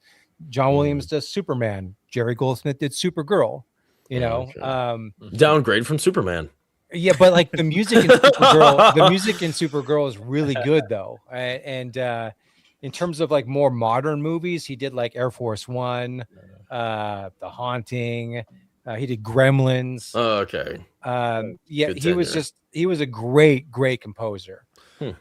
I'll agree with this one. I thought a lot of the score of this gave some unsettling tones and the creepiness, like especially when they first get onto the planet and they don't know where they're at and they're trying to figure things out. But like a lot of the off tones, I don't know, like you said, it's not a traditional pleasant sounding thing, but No, that's it wasn't not what like he's trying to do. It's not your traditional orchestral score. Correct. It's like they decided to like use the orchestra to like make a bunch of weird noises and sounds and shit. And like that really hadn't been done before. That was like going on in like the avant-garde modern classical field back then. But in terms of it being translated to a film score, no, he did something unique that no one had ever heard of. It's really one of those pioneering movie scores that, like, you know, today a lot movie scores get criticized because there's no themes anymore, really. Like, I agree with all that, but film scores kind of turned into sound design, sort of, and this was like one of the first examples of that, of a film score, the way you can use music, and you can just kind of make sound effects with the orchestra as opposed to like melodic ideas. Well, and to add to the suspense and like the danger that the people, like I said, like when they first land or crash in the water, and the score that they have going on for a little while with that, I think it definitely adds to that, the uneasiness, or are they going to make it, or what's going to happen? You know, like you have those uneasy sounds that are coming out from the orchestra that, I don't know. It's crazy. You watch any movie and take out the score of it, what you feel and don't feel, and then we add that back in there again. And I think this is definitely one of those that a lot of the feel comes in with that score. This movie definitely relies on the music to add that extra Absolutely. layer. If you take it away, it feels a little campier, you know? So I could see that. I'd agree. Yeah, it seems like it's like borderline campy. Like it could get to a campy level. I think they avoided it, but I think it could have gotten there. Yeah. Especially with a different score. Well put. I think you guys summed it up pretty well. I'm kind of wondering, before we move on to the next chapter and maybe a few more chats, do you think, like, I thought something interesting about this entire escape that he had was, you know, it was pretty long escape. You know, they couldn't catch him, and there was, you know, a lot of the apes were, you know, trying to get him, and they had the upper hand a lot of the time, and, you know, he just kept vaulting past them and getting around them. And I'm kind of wondering, you know, I was wondering if they had a hard time apprehending Taylor due to their primary prey being, you know, a dumber foe. Like, obviously he's not a, you know, a primal human, which is like, you know, in the terms of this film, like an animal running rampant. Was it like they had such a hard time catching him because they haven't had any experience doing something like that? Is that sort of what it was? With an intelligent human, that is. Yeah. The rest of the humans, you know, they were easy to catch because they, you know, they're dumb and their blood just freeze. You know. Well, and I think some of his fight scenes too, where he showed he has had some training, you know, kind of, and I just think, yeah, I would agree that they have not faced. They were caught off guard. They had not faced somebody that had some training and could think through some strategic situations like that. So, all right, fair enough. Cool. Let's get to a few of these chats. Awesome. Not everything has to be a super long talk, right? We can have short ones. Corey kills the conversation. No, that's good. That's good. We don't need to deep dive everything. It's good. Anytime you want to cut it short, just tell me to say something, and I'll the panel's like, is he done? Yeah. Corey, we need to wrap it up. Just throw something down. You totally ruined the vibe. Yep. No, totally cool. I'm joking. That was good. Good. Let's see here. Slide gestures here. Try not to quote The Simpsons. Do the Simpsons have a commentary on this? Yeah, most I don't definitely. remember. I don't remember what it was, but I do remember. Quote The Simpsons, Sly Jester. I want to know what it is. I can see why they cast Estella Warren in the remake. So was the Mark Wahlberg film the remake of this? Is that sort of what it was? Okay, yeah, it's a remake. It tried to be. Yeah, tried. Yeah. All right, cool. Oh, okay. Acres of Movies, best scene of the franchise. Thanks from Stacy. Best scene in the franchise. Wow. that's tough. That's a real tough one. It's probably gonna just be the end of this movie, like that. Yeah, that was pretty. My favorite scene. I think the best scene, without a doubt, is this. Oh, absolutely. Oh man, I cried. Ew, gosh, it's so horrifying. It's so touching. That did not have to happen. They gave me butterflies. Yeah, we have to talk about that. Why did that happen later on? I don't know. Yeah, let's just It's bring so it up weird. now. Sure, let's talk about it. He's like, "Hey, can I kiss you?" And she's like, "You're so damn ugly, though." When her fiance is like right there too. Oh, she was into it. She liked it. Of course, she's into it. He's an exotic fruit. I guess the apes have evolved into cucks as well. So yeah, he was cool with it happening. I thought that he was gonna have a romance with her character because I've seen this picture for years, and I was surprised it was just a little like this isn't a goodbye kiss. Like, look at that. That's sensual. Dude, if it was made today, yes, they're having a romance. again, though, like civil rights era, it was like a comment on like like race, like interracial Mixed couples or and things something. like that. Yeah. Okay. Yeah. Definitely a standout scene. But yeah, real with her- simple, but here we are. We talk about it. But with her fiance in the background being like, "Hey, don't mind me." He was pissed. He was so pissed. He's like, "Dude, I'm right here." Here, let's move on to the next part here. Yeah, move on to the next one. So I don't have a picture of the tribe of the orangutans. I really thought I did. I'm sad I don't. Sent So you we'll a picture just today of it. I know I had one. I saved it. I guess it didn't save like for real. That's a shame. But you have him in the corner here. Gosh, what's his name? There's so many of these. Everybody has a weird name. Zayas, Dr. Zayas, right? Yeah. So Taylor, this is a very strange situation he's about to be placed in. He faces an orangutan tribunal where his intelligence is put on trial. And this is when we have a pretty sad state of affairs because, Taylor's trying to convince this, rigged tribunal that he is, an intelligent being and that, he's not an evil character and that, a lot of their philosophies about humanity are wrong. And they just don't believe him and they won't give him a chance to speak, which is very frustrating seeing that, they try to, any chance he tries to speak for himself, he's just thwarted left and right. And, part of a plea to help himself was that he was going to, gain the favor from his friend Landon, who was still alive. He was also captured. He wasn't dead.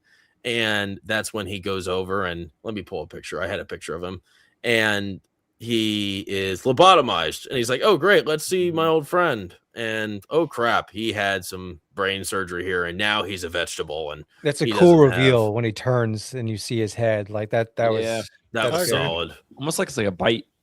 Someone when we were watching the movie, they thought he looked like an ape with his hair. He really did. Really did. He was foreshadowing what was to come with that whole, the beard and the hair. It's funny. But yeah, pretty sad situation here. Now he's no longer any help. And, even worse, Taylor really forgets about him. He does not care about him at this point. He totally disregards him. So maybe that shows you a little bit into his character. But Cornelius, who is, that's Dr. Zira's fiance, he mentions that he made archaeological findings from the Forbidden Zone. And these are declared what is it? Is it heretical? Heretical? Heresy? Heretical. Yeah. So they're heretical. It's heresy. It's wrong. It goes against their faith, their religion. And it's a shame because, it's proof that, there is a deeper meaning to the universe than what they're their limited thinking process says is true.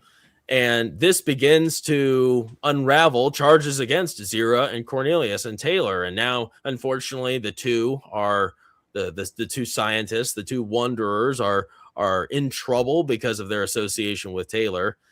And this is when, like you showed me, World War Joe, you get the classic image of the three orangutans displaying the see no evil, speak no evil, and hear no evil. And sadly, I don't have a picture of that. Yeah, that was good. Like, they were really trying during the court scene. So I'm kind of wondering, I think it's like kind of obvious, so this doesn't have to be like a deep conversation. But if you have any other thoughts other than the obvious, please feel free to share them. Was Landon lobotomized as a cover-up? Was that it, or was there another reason for it, you think? I don't understand this part at all. I don't understand what the trial was. He was trying to convince them that he's not a dumb human. Was he trying to tell them that, hey, I'm from a spaceship? I thought he was going to start drawing like the galaxy or something, but it just seemed like all of his argument was, hey, I'm not stupid. Did I miss something here? I'm with you, because I'm like, even like trying to tell you about the chapter. It's like I was trying to remember what the point of that was. I guess it was sort of to show that he was. Yeah, what was it? Yeah, I don't know. What was Landon going to confirm? That we both can do what? Maybe once they both started talking, they could have like explained everything. I mean, I'm with you. Like, yeah. Again, just kind of a simple story for back then. They didn't even think about things like that. I don't even know if the audiences really questioned it back then. Maybe they were like, what the hell? Why isn't he talking about the space shuttle that they came in on? Like, why? Wilkie, when you came out of the theater, when you saw this live, did they have any reactions at all? He was 30 years old. When I took my grandkids to see this, no. But I still think the whole trial was a setup to get the couple. I'm blanking on their names now, but the two scientists to say too much to kind of back them into a corner and get them in trouble. So I don't think they cared about Heston's character. They were going to deal with him how they wanted to, but the two doctors that were befriending him and helping him, I think that was a way, kind of a witch hunt, like to get them to say a little too much where they could declare heresy on them and get them out of the picture. Yeah. Like with Jesus with the Pharisees, they were trying to catch him to say something, then they could execute him. Right. Like questioning, acting like it's in good faith, but like, I know you're one question away or one answer away from us catching you on something here. So what do you guys think? Like, we could discuss the obvious, but I'm kind of wondering if there's maybe something deeper to it. Why do you guys believe the tribunal covered up, ancient history? Was it supposed to be a play on like knowledge is power? That's what I got. I don't know either that question either, because what would they have lost if it all came out that, hey, there were people here? Like, society would have just kept going as it did. Nothing would have changed. They still would have treated the humans like crap. They still would have enslaved them. It's just more like we can never let our people know that the human beings were ever in charge. That sort of thing. As to why, I don't know. It shatters the foundation of their beliefs and everything they understand, right? Like the ancient scripts, right? So they or can't have that come out then. Yeah, right. Like it's all nonsense. That destroys their authority. It sounds like whatever their origins, the apes' origins were, like eventually the hierarchy was created and the structure and law was created. And I just think that whatever that is, like, yes, knowing this information in their minds disrupts that. So it's sort of like that totalitarian society where you're not allowed to feel. You have to suppress your feelings. So you have to take a drug or something, that sort of thing. Like they can't allow in their minds the other apes to find out, because it'll just completely shatter their worldview. Oh, maybe definitely. maybe we could have seen something like that. Maybe they tried to, draw his blood and then say, oh, he's from ancient something. And then this guy destroys all the evidence. Maybe they could have done something like that. They almost do that a little bit though with the dig site, where They found a doll and that was it. They should have.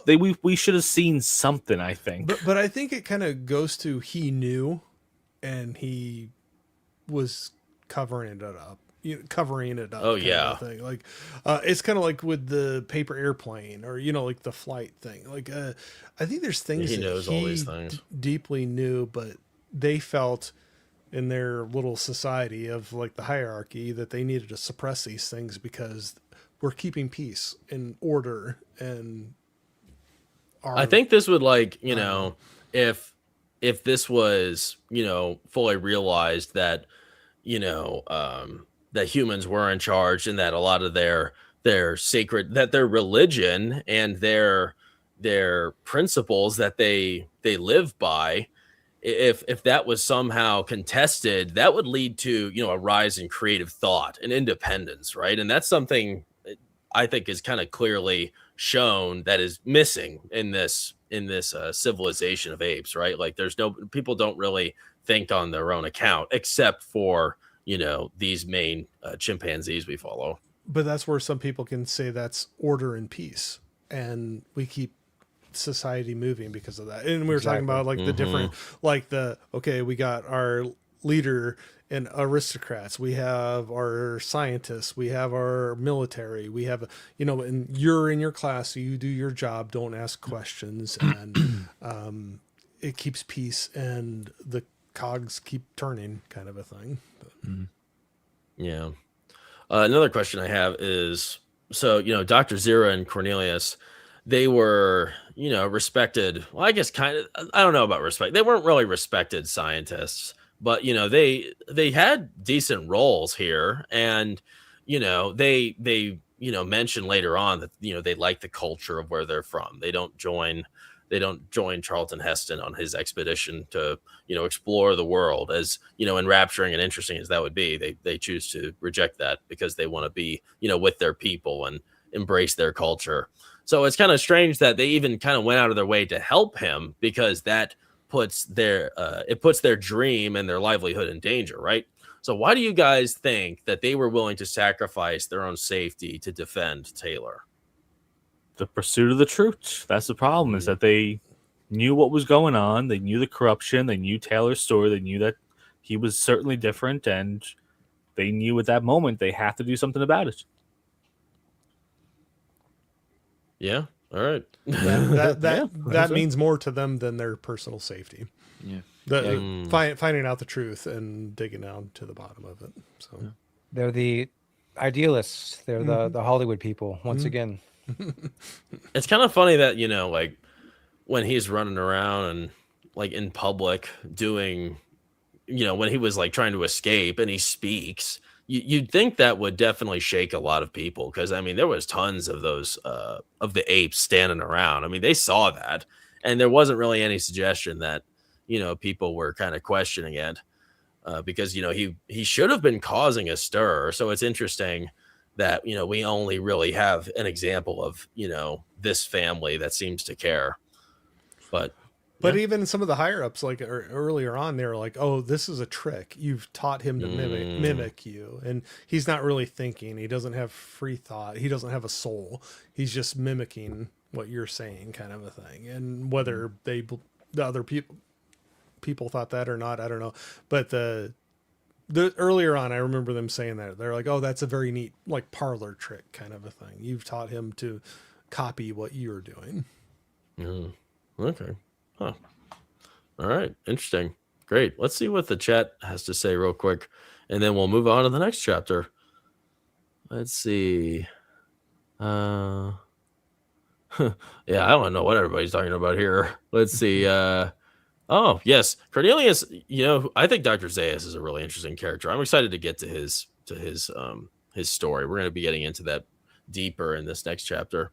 Rebel Rose says Cornelius is correct to a point, but even he doesn't understand the full extent of how linked their peoples are. By Cornelius, you might be talking about Dr. Zaius. I'm not sure if you're talking about Cornelius. I get those two mixed up in here because Dr. Zaius looks like a Cornelius. Yeah, Park Fall says, yeah, his performance in the trial was pretty weak. Even Rocky and Hail Mary was better at convincing you of his intelligence and personhood. Yeah. Yeah, I guess that whole trial was to just prove his intelligence.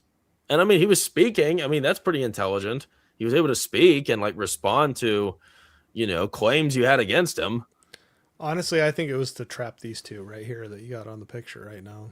I think it was just all of a trap to get them to say something they could call heresy and to trap them. But Yep. All right, sounds fair.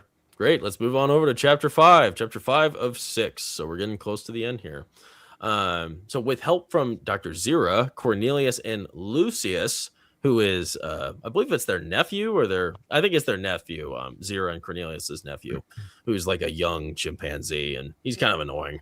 But thanks to them, Taylor and Nova escape Ape City, and they didn't want Nova to be there because, she's strictly a liability because, she doesn't offer anything helpful. And, it's harder to, to sneak two people out versus one, right?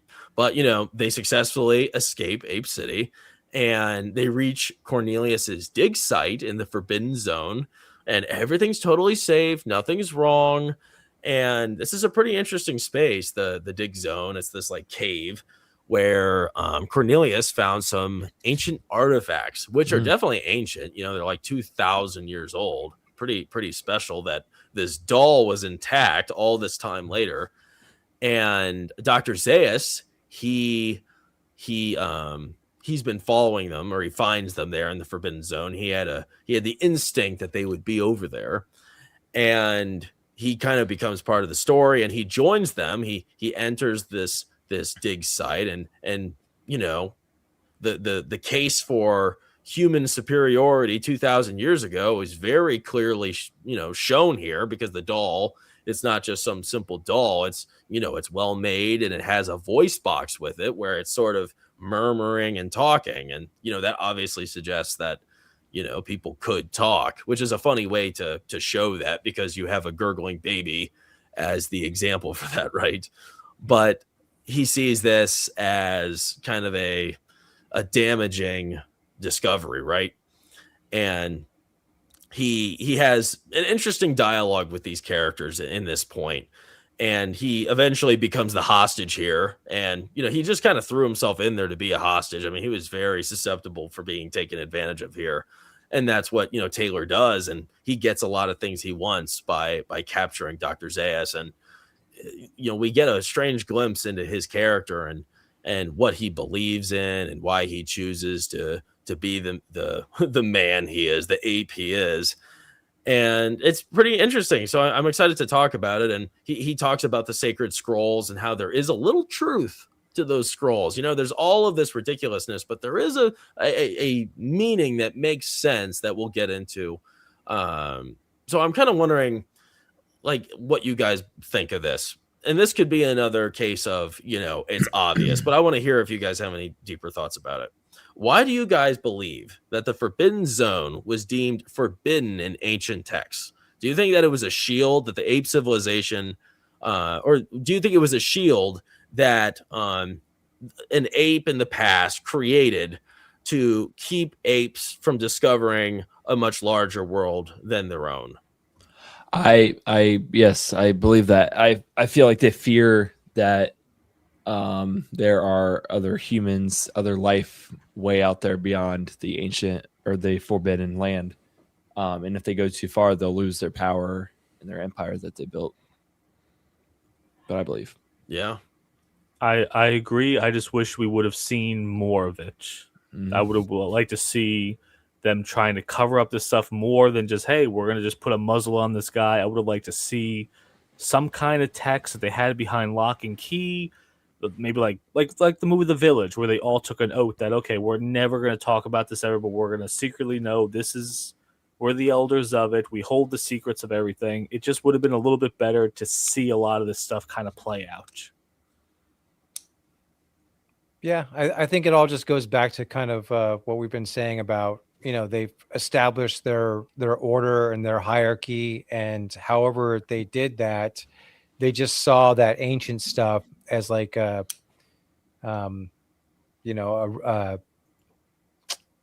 the word I'm looking for? It's just something. Yeah, it's just like they just saw that stuff as like, okay, well, this could be destructive to what we've got going on, so we have to make that like, that's a no-go zone for our society, because that will just shatter what we've got going on here. Yeah, look what they did, and we need to avoid that kind of a thing. So let's just keep it out of all conversation, kind of a thing. But Matt, have you seen any of the other Planet of the Apes films, like the first 5 that came out, the originals? Yes. Okay. I have. Yeah. Okay. So none of us have really dove into those seriously. I definitely haven't. The most popular one is the third one. And that's the one where what's the Cornelius and what's her face? They go back in time to like modern really Whoa, society. That's weird. Yeah. So like the movie opens with like a modern beach, and then like there's a capsule that lands in the water. They drive the capsule out, and it's these 2 apes. And so all of humanity is like, what? It's kind of like the flip side to the first film. Oh, that's weird. Yeah. I'd never guessed that. Yeah, I've never really been a fan of this entire series. I liked the first one. There's some cool things in the second one. There's some cool things in all of them. The last one, the 5th one's pretty brutal, actually. Man. But I wouldn't recommend it necessarily as a whole series. I think it's one where you can like stop at the first one and you're good. They just sort of became cash cows for the studio at the time. Well, you know what's interesting? So I have it pulled up here because I was curious about it. So the first one came out in 1968. And then from that point on, they came out every year. I don't know how they did it. The second one, it was like Saw. Planet of the Apes, 1970. The next one, Escape from the Planet of the Apes, 1971. Conquest of the Planet of the Apes was the 4th, 1972. And then you had Battle for the Planet of the Apes. Each one of them, in terms of like budget, got shittier. Like they just started becoming low budget as they went on. Wow, that's sad. I guess that's not surprising if you're pumping all those films out. Yeah, I mean, obviously quality is going to take a dive, right? That's disappointing. The Battle of the Apes, you're making that sound interesting right now. I want to see that.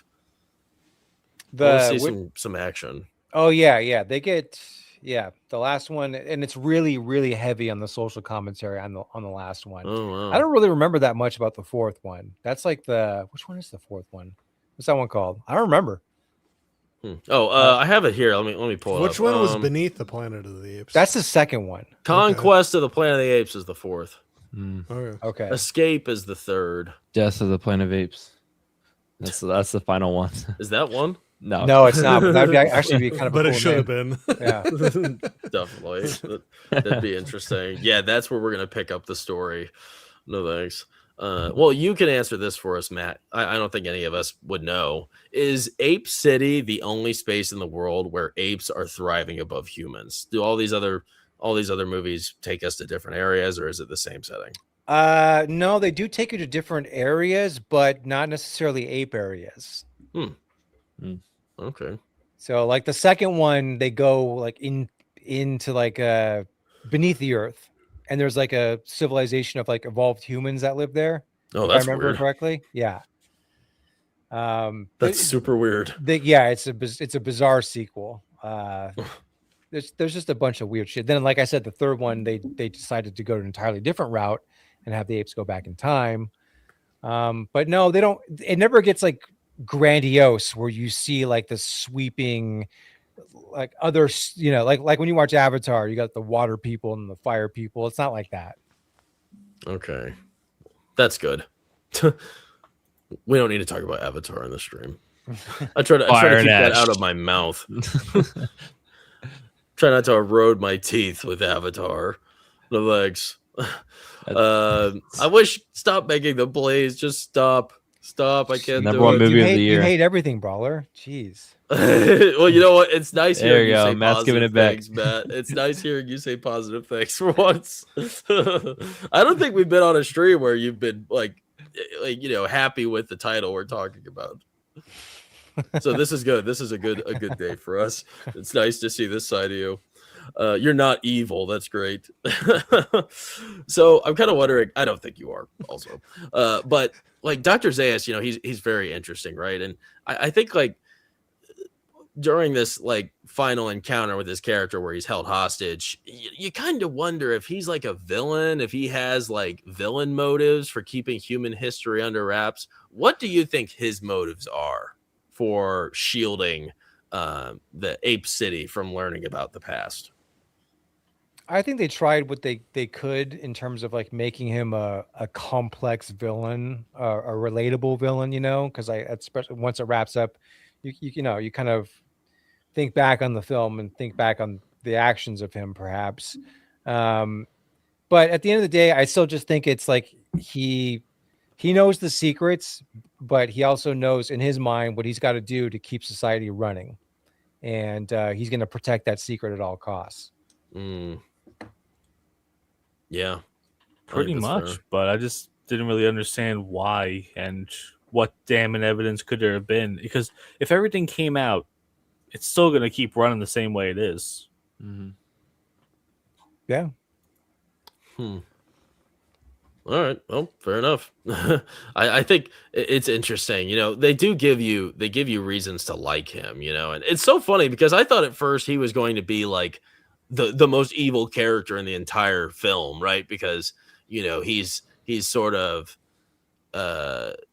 shedding doubts on Charlton Heston's character more than anyone else. I mean, he was literally kind of erasing evidence.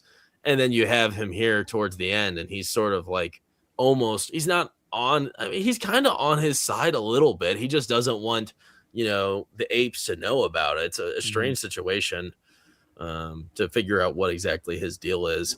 We're talking about Nova.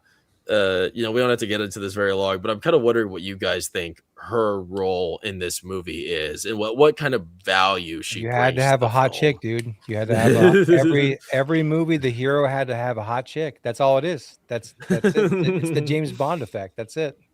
I mean, just look back at it. Forbidden Planet. I mean, you just have. I mean, they just always have to remember her outfit. Oh yeah, my gosh, that was really his daughter's walking around in that skimpy outfit in front of those dudes. Yeah. Oh my gosh. I know there should be a deeper reason, and he was having those talks with her, like he's finding his humanity and everything like that. But realistically, like Matt said, you just put a hot chicken in, that's it. There was no him finding himself at all. It seemed like literally, you could have removed her, and everything would have probably happened the exact same way. She's hot and she doesn't talk. There you go. Oh gosh. Yeah, not everything has to be so complicated, right? Oh, everything has meaning. Every character's important. That's funny. Yeah, I didn't think there was too much to dive into that either, because they don't give her anything to work with in this. Literally nothing. She doesn't say anything. It's funny. She doesn't say a single word. She's not even flirtatious. No. Really. She really thinks of him just as a companion. She's literally there just to look good. Right now, she's wondering, what's that poke in the back of my head? That's for sure. Well, she's not moving, so that's a reveal of her character, I guess. That's funny. Because Charlton Heston, I think his character, I don't want to see anyone else play this role. I liked him. I thought he did a good job as this main lead. I know earlier everyone sort of had nobody was butting heads, but I heard people were like, he's okay, he's good, he's all right. What do you think was special about him in taking this role and playing this character? And if you have a problem with it, what is it? I got nothing for that one. I've never been the biggest Charlton Heston fan, so I don't really get it. Obviously it's at this point it's iconic, the way he delivers the lines and all of that. But I've never I never understood the appeal of him as a leading man. I just don't, and perhaps that's just because it's just this movie didn't come out during my era, my time, you know. But like Kirk Douglas, I got that, I understood that, but I don't know. It's just Charlton Heston never really did it for me, man. You don't like stoic men. Guess not. You'd rather have Timothy Chalamet. Absolutely. Oh, I need to Give me that version of this movie. Oh gosh. We might get that in a few years. I had to look it up in this. Charlton Heston was 44 years old in this movie. Wow. And, What happened to people back then? And Linda Harrison, the gal there, is 22. Oh, so, nice. There you go. There you go. Wow. That's the perfect relationship. Yeah, they should recast this as Chalamet and Zendaya. That'd be perfect. Oh, absolutely, yeah. Perfect sequel. I think he looks older in 44 right there. He looks very. Yeah. He looks way. Yeah, I mean, that He looks like picture he has doesn't really do AIDS right there. justice. Yeah. I'm He was older a than real 44. man. I know I got a lot of gray in my beard, but hopefully I don't look that good. Hopefully I don't look that grizzled. But, Look who's talking. right, exactly. Oh, no. Rugged masculinity will keep But rugged you gotta love masculinity. these old films like this. They always match like a 40 to 50-year-old guy with like a 20 to like 29-year-old woman. Something I liked about him, you know, I thought he delivered a character, you know, a man who's both a strong guy, he's strong-willed, and he's intelligent. And I think he played that off well. And I think he brought like a certain confidence to the role. Yeah, And I think the character is also a very confident character, despite being in such a sad, awful situation. He's very confident. And I think like his confidence is really the reason for him surviving all this time and standing up for himself. I bet that's a big reason why his friend Landon didn't survive. I bet he didn't have that same confidence and sort of charisma to talk his way out of things. But I almost think he gets put in his place a little bit because he, at the start of it, like we were talking about, I thought he was being kind of a jerk to, you know, some of his crewmates there when they get on the planet. He was poking at him pretty good, but I think he gets put in his place a little bit. But yeah, he definitely still has the confidence through the whole thing, but I think he's changed, or he's supposed to have changed a little bit throughout the movie. Yeah. Fair enough. One of the final points before we move to the final chapter of the film, the sacred scroll, which, you know, is full of like a bunch of huggabaloo, like silly beliefs, you know, a lot of anti-human bigotry. And finally, what's his face? Not Cornelius, the other dude, Dr. Zaius, he reads like a scripture passage, which kind of makes sense. And I don't have it on hand, but maybe I'll look it up while we talk about it. And it was kind of like revealing the problems with mankind, you know, that it destroys, that man fights man, and, you know, man is selfish, and all of it kind of applied to mankind. And it's like the first honest like statement we hear from Dr. Zaius relating to mankind and really the ape culture in its entirety. And I think like for me, when I heard that story, it kind of like stood out. I was like, wow, like that kind of hit a little bit. And, you know, we see Charlton Heston, he's taken back because it's saying all of these kind of biting words about man. And you look at him and you realize he has kind of become that. And he's sort of in a situation where he got to the place he was at the end of the film, where he's able to, escape their clutches, but he kind of embraced a lot of those ill qualities of mankind. So I was kind of wondering, like, to you guys, why you believed, if you believed, that this was an effective reveal towards the end of the film. To me, it still falls flat. I don't know what they were trying to go with, but to the scroll part, it did definitely sound like something out of Genesis. It did sound perfectly out of the Bible, of just the destruction of man to become his own demise in the end. Yeah, and it also just explains his motivation. Like that's why he's doing what he's doing, because he knows what mankind is capable of. And again, that's why he felt like he had to hide those secrets to his own societies, just so they wouldn't repeat those mistakes. You know, I think it's cool when he spouts that stuff off at the end, because again, it just, you get where he's coming from, full circle at that point. I have the quote here if you guys want to hear it. I was going to say, I think I just found it too. Oh, you found it? Do you want to read it, Wilkie? No. Go. Okay, all right. Go for it, man. Okay, so it's beware the beast man, for he is the devil's pawn, alone among God's primates. He kills for sport or lust or greed. Yeah, he will murder his brother to possess his brother's land. Let him not breed in great numbers, for he will make a desert of his home and yours. Shun him, drive him back into his jungle lair, for he is the harbinger of death. And that's crazy reading this again, because that is sort of like, you know, he sort of realizes that when he escapes and he sees that mankind made a desert of his home, which is literally what this says here, because you see the Statue of Liberty and it's, you know, fallen apart in sand. That's literally what this scripture suggests. That's crazy. You got to understand something too. When this movie came out, that ending like blew everyone's mind. Like no one saw that coming. No one had seen an ending like that ever. You know, this is way before M. Night Shyamalan. You know, like that ending like killed it at the end. Like, and that was probably a pretty shocking image for most people at that time, to see the Statue of Liberty exactly in that shape in that situation. But now, Corey, you read the quote.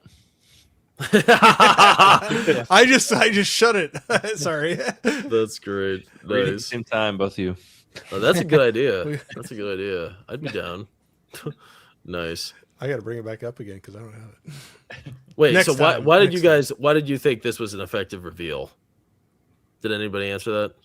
Oh, I mean, it's just like what you're saying about like the human condition, and like it gets visually thrown right back in your face when you see that. And it's all like, you know, Taylor sees that for himself, and he's just like, you know, like the line he says at the end of the movie, you know, like, what does he say? You did it to yours. What does he say? I can't remember the exact line, but I should either. Yeah, he was pissed though. Yeah, and he blames his old, you know, the people back home, back when he was on Earth, for making that happen. But I think he's fighting against this whole time, like humans are not the bad people or whatever. Even though he started off this thing not being really 100% on them, but then, you know, he gets the proof thrown right in his face of what they were capable of and what they did, and then I don't know. That's where he's torn. Like, well, maybe they're right, you know. Like, but I reject that entirely. I've always hated that. I've always hated the trope where it's like, oh, humans were the worst, or like in Green Lantern, being humans like a bad thing. You know, to a mouse, a bird looks like the devil to it. So yeah, I mean, the scroll said yes, mankind's going to do this stuff, but the apes took that and said, oh, I guess we're going to do the exact same thing. So every species that's fighting for second place looks at the number one contender as they're the worst thing ever. We should never do that. But as soon as they get in power, they're the ones doing the exact same thing. Yeah, I mean, but I think that's what the movie's. That's one of the things it's trying to say is exactly that. You know, I just hate that. It's the idea of that human being bad. Like that's all bullshit. Like that's stupid. And like, of course, you know them writing it. They were so philosophical, so interesting. Yeah, but like it's just like the idiots that think that human beings don't deserve to be on the planet because like we're killing the planet, whatever. Human bad. That's annoying.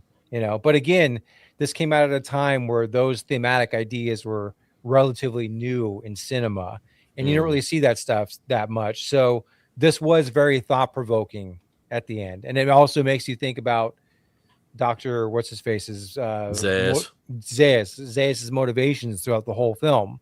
When this wraps up, one of the things that you might take away with it is like, shit, he's actually kind of right. You know, like. It again on repeat viewings, it makes the apes seem a little bit more sympathetic, like you know where they're coming from, even though you might not agree with their methods.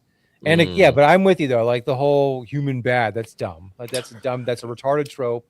And this is like ground zero of that trope, and it's annoying to see where it progressed. You know, I think the whole thing with this movie is trying to throw that twist in there that is there a bad guy, is there not a bad guy, or who, you know, like who you think is the bad guy ends up not being, you know, and who's. I'm not saying right or wrong or anything like that, but I think it's trying to throw that twist in there of subverting your ideas of what's good, bad, who's the right one, who's the wrong one, kind of a thing. But I think you're bad, Wilkie. I think you're bad. Well, I think we've all agreed on that. we're talking about the movie now. So. I got a dumb thing to say. For Kingdom of the Planet of the Apes, they asked the actors and actresses what team they are on, and the lead woman was like, "Yeah, I'm on Team Ape because humans have done so much terrible things to the environment." It's like, woman, did you not see your own movie where the apes were trying to kill you? You're like, "Oh yeah, Team Ape. What's wrong with you?" Yeah. No thanks. That's why I'm never gonna watch that movie. Just no thanks. I couldn't finish it. That is Minecraft. I tried watching Minecraft today. I could not stomach it. No, Minecraft good. I loved Minecraft. I had fun. World War Joe. I'm sorry. I'm old. I can't do that anymore, man. Stupid fun. Definitely stupid. Let's get to the chat before we move on to the final chapter here. Before we go off any more tangents. Let's see here. Our friend Ian's here.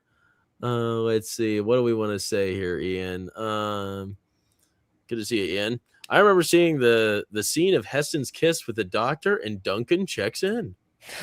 Are you talking about this doctor? Duncan Did you like this in. scene, Wow. Ian? Is this your favorite scene in the movie? Let us know in the chat. Nice. We'll leave this up when we do the chats. Oh wait, no. Well, here we go. There we go. Good. I think he means Dunstan checks in. Dunstan. I haven't heard of that one before. It's a really shitty like monkey comedy from like the 90s. I think. Monkey? Yeah. Like this? No. Like they actually have a real monkey in it. You know what I mean? Yeah, and, yeah. Hilarity ensues. There's like a Clint Eastwood movie like that.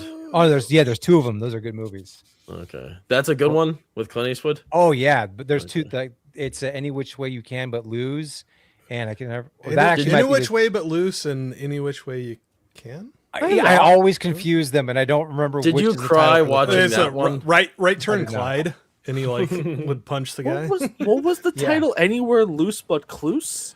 No, What is Any Dr. Which Seuss? Way, Any Which Way But Loose. Yeah, No, I hate that title. they're I don't shitty like titles, something but like they're that. good movies though. Like they're great. They're funny.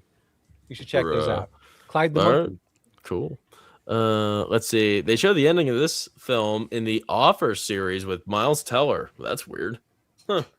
I feel like I've seen it like parodied. Obviously, it has been, but I can't think of what I saw it parodied in. I know I've seen 2001: Space Odyssey parodied. That was parodied in Charlie the Chocolate Factory. It was parodied remember that. in wasn't it also in the Barbie movie, or at least in the trailer? Oh for yeah, Barbie? that's right. You're talking about 2001? Yes. Yeah. Yes, that's right. That was the best movie ever. Sure it was. Didn't they in the Barbie movie? Didn't they parody the Statue of Liberty thing? Yeah, it didn't. With the Barbie doll, didn't it or not? I don't know. I never saw it. I don't remember. I almost I'm think never that gonna we watch should that do ever a again. watch through. No of it. way. I've Guys, in never the seen chat, the how many movie. likes to get him to watch this movie? $50 super, $100 super chat. We'll watch Barbie on here one day. They $100. parodied the Space Odyssey in that Jamie Lee Curtis movie, like had all the different universes. Oh, they did. Oh yeah. The What was that monkey- called? Everything, everywhere, all at Oh once. yeah, that one. That was Haven't seen that gross. Yeah, don't watch it. I don't care what people say. Here we go. Running a franchise into the ground on the sole basis that it's a recognizable name. Glad Hollywood learned to stop slinging that. Yeah, right. Psh, that'd be great. I wish they would. I really wish they would. It hurts. It really hurts me, especially with what they're doing with Lord of the Rings. Like an unblemished trilogy, and now it's just the whole thing is gonna go down the crapper. Real sad. Stevie Dan still here. What's up, Stevie? I think Conquest, referring to Planet of the Apes, like Conquest of the Planet of the Apes, it's like one of those films. I probably mixed up the name.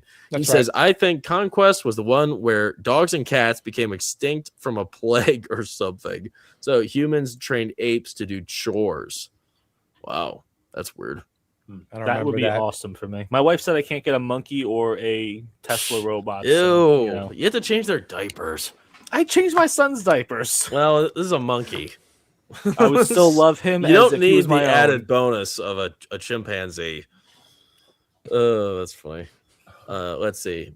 Ian says, does anyone else think the makeup for the apes in this film looks similar to the makeup for the Who's in Yeah, Who's kind in of, How yeah. the Grinch Similar, Stole Christmas? Yes, that and the Cat in the Hat. It looks very similar. Mm-hmm. I wonder how long it took to do this stuff. Because what is it? The Frankenstein movie with Jacob Elordi. Yeah. I saw it took like 8 hours to put the makeup on for him. So, how many makeup artists do you have going at the same time for this one with all the characters in it? Similar, but like you have to understand, like all the background apes, the ones that you don't really focus on too much, those were just like masks that they put on. In fact, when Jerry Goldsmith recorded the score for the movie, when he was conducting, he wore an ape mask as he was conducting the score. Oh, that's awesome. Yeah. Wow. Give me that Nice. video. Hey, gotta be cool to JG say. Gunner 3944. What's up, man? Welcome to the channel. Appreciate you watching and talking to us. 1982 kid here. So Planet was a bit before my time, but my parents talked on and in about how gobsmacked they were by the reveal in Planet of the Apes. Hey, there you go. This guy's my spirit animal. This dude. This is my era as well. So Nice. Wow. You guys are probably like brothers or something. Nice. Oh, that's cool. The twist is we thought they were on a different planet from Earth. yes. That's sad. That's a sad realization. Oh, wow. It exceeded my expectations, which is all I sank in a film. That's cool. I'm glad you liked it. Oh, you're talking about Minecraft. Good. Good. I like that. Yes. Oh, that's funny. Good. Good gunner. Projfile says, you're pulling that photo up a lot, Brawler. Did it make you cry? Nice. That's good. I would It like should've. to know It's what a beautiful movie. moment. I would like to know what Funny. movies did affect you that much where you cried. Oh yeah, Passion of the Christ, absolutely. Schindler's List, Signs. Luke, do you like Signs? I love how he said signs and Luke was like, Yeah, Signs is probably the worst Luke movie I've makes ever fun of seen. me for that. That's so funny. Yeah. I don't know. When I I'll was have in to high think more school, about to it. this day, I'll remember it, with high school friends at the theater. First time I cried in front of friends was In the Name of the Father with, oh shoot, Daniel Day-Lewis. Yes, thank you, thank you. I was totally blanking. You cried. Yeah, I did. His father in there reminded me of some of the things my grandpa went through. Oh, So, man. yeah, it hit me. That's But that was the first time in front of friends, and I was like, "There's something in my eye." You Yeah, know, same. Mine you know, was Glory. We watched that in middle Oh, school, yeah. and while I was watching that, the tears started coming, and I was like, Man. Okay, I don't know if you all had this, but like side tangent, and I'll be quick. But elementary school, in my age, I'm older. They like to show movies to make kids cry and learn about death, basically. I think, and it was like weird. But like, do you ever see like anything like where the red fern grows? Yes. yeah, Oh my gosh! Old Dan and Little And- Ann. And like Old Yeller and crap. yeah. We like watched like that. Old Yeller, but not. oh, I didn't my watch the gosh. Red Fern, but Oh, They my showed that in gosh. school? Yeah. Yeah. Oh, that's weird. They're old enough. They need to learn about death, and like we're all bawling. So that was probably the first time I cried in front of my friends, but that was Wow. elementary. But yeah, If you ever see feel like those- you need to cry in the panel, man, it's all right. well, watch one of those. If you like dogs. Time to cry, Wilkie. Nice. But I'm telling you, it'll tug at you. Oh man, good stuff. We had somebody here. Oh, JG Gunner cried Charlotte's Web.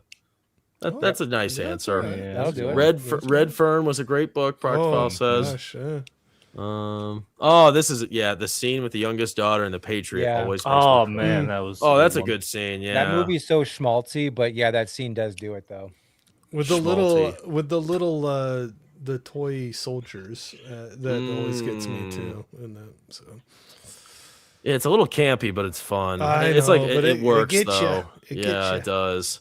Hamnet cried for 30 minutes straight. Man, I'm glad you liked it, Park Fall. That was so disappointing for me, but I'm glad it Just had because a he strong cried didn't effect mean on he you. liked it. This movie's terrible. That's true. Why did I spend Will $12? it end? Oh, that's funny. All right, let's move on to the last chapter here. Sorry, that was fun. Thanks for everybody. Thanks, Good talking to Corey. y'all. Yeah, sorry. Thanks, Wilkie. In the last chapter, he does so. This picture works. Charlton Heston, as he's leaving, he gives Dr. Zira or whatever her name is. Gosh, what is her name? Yeah, Dr. Zira, a kiss on the lips. He says, like, he's wishing everyone goodbye, and he says, "Can I give you a kiss? A kiss goodbye?" I couldn't believe it, and then you think it's like a little cheek kiss, and then he just goes in and starts kissing her on the lips, and then you see her face afterwards, and she was into it.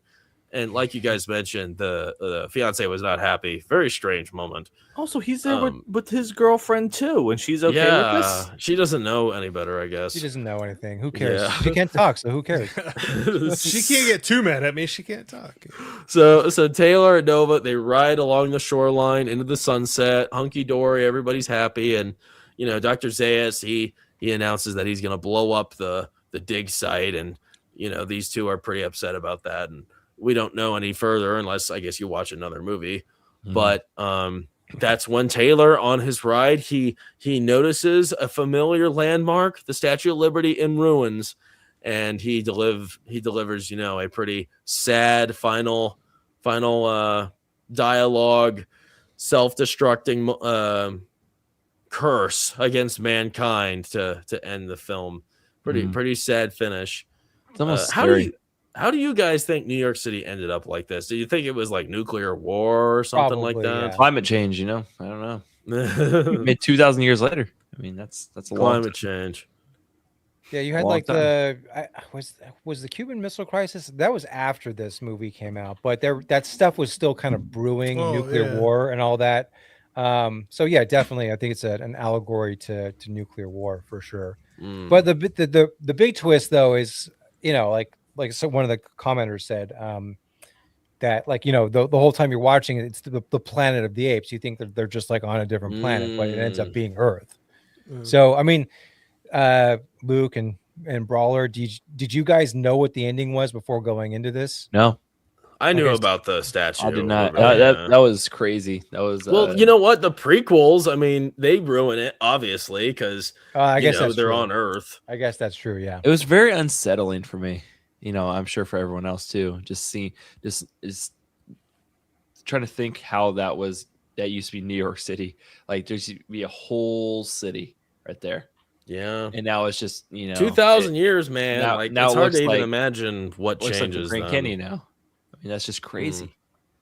Oh yes, the horse scene in Never Ending Story. Yes, that made me cry. Don't talk about that yet. Don't spoil anything. Our We're talking about that. We're talking about that next week. So. Oh, you can thank Gunnar for that one. Yeah, thanks, Gunnar. I actually saw a little clip of that, so we'll talk. I'll mention that later at the end. Just a few more questions before we finish up. Why do you think this film was the start of a massive franchise? How did that happen? Why did this lead to such a huge franchise of films? 10 movies. They made money. Did they? Though? I'm sorry. After this, the first one did though. Well, yeah, like nowadays, the sequel costs more money and it's more successful. Back in the day, though, audiences weren't retarded yet.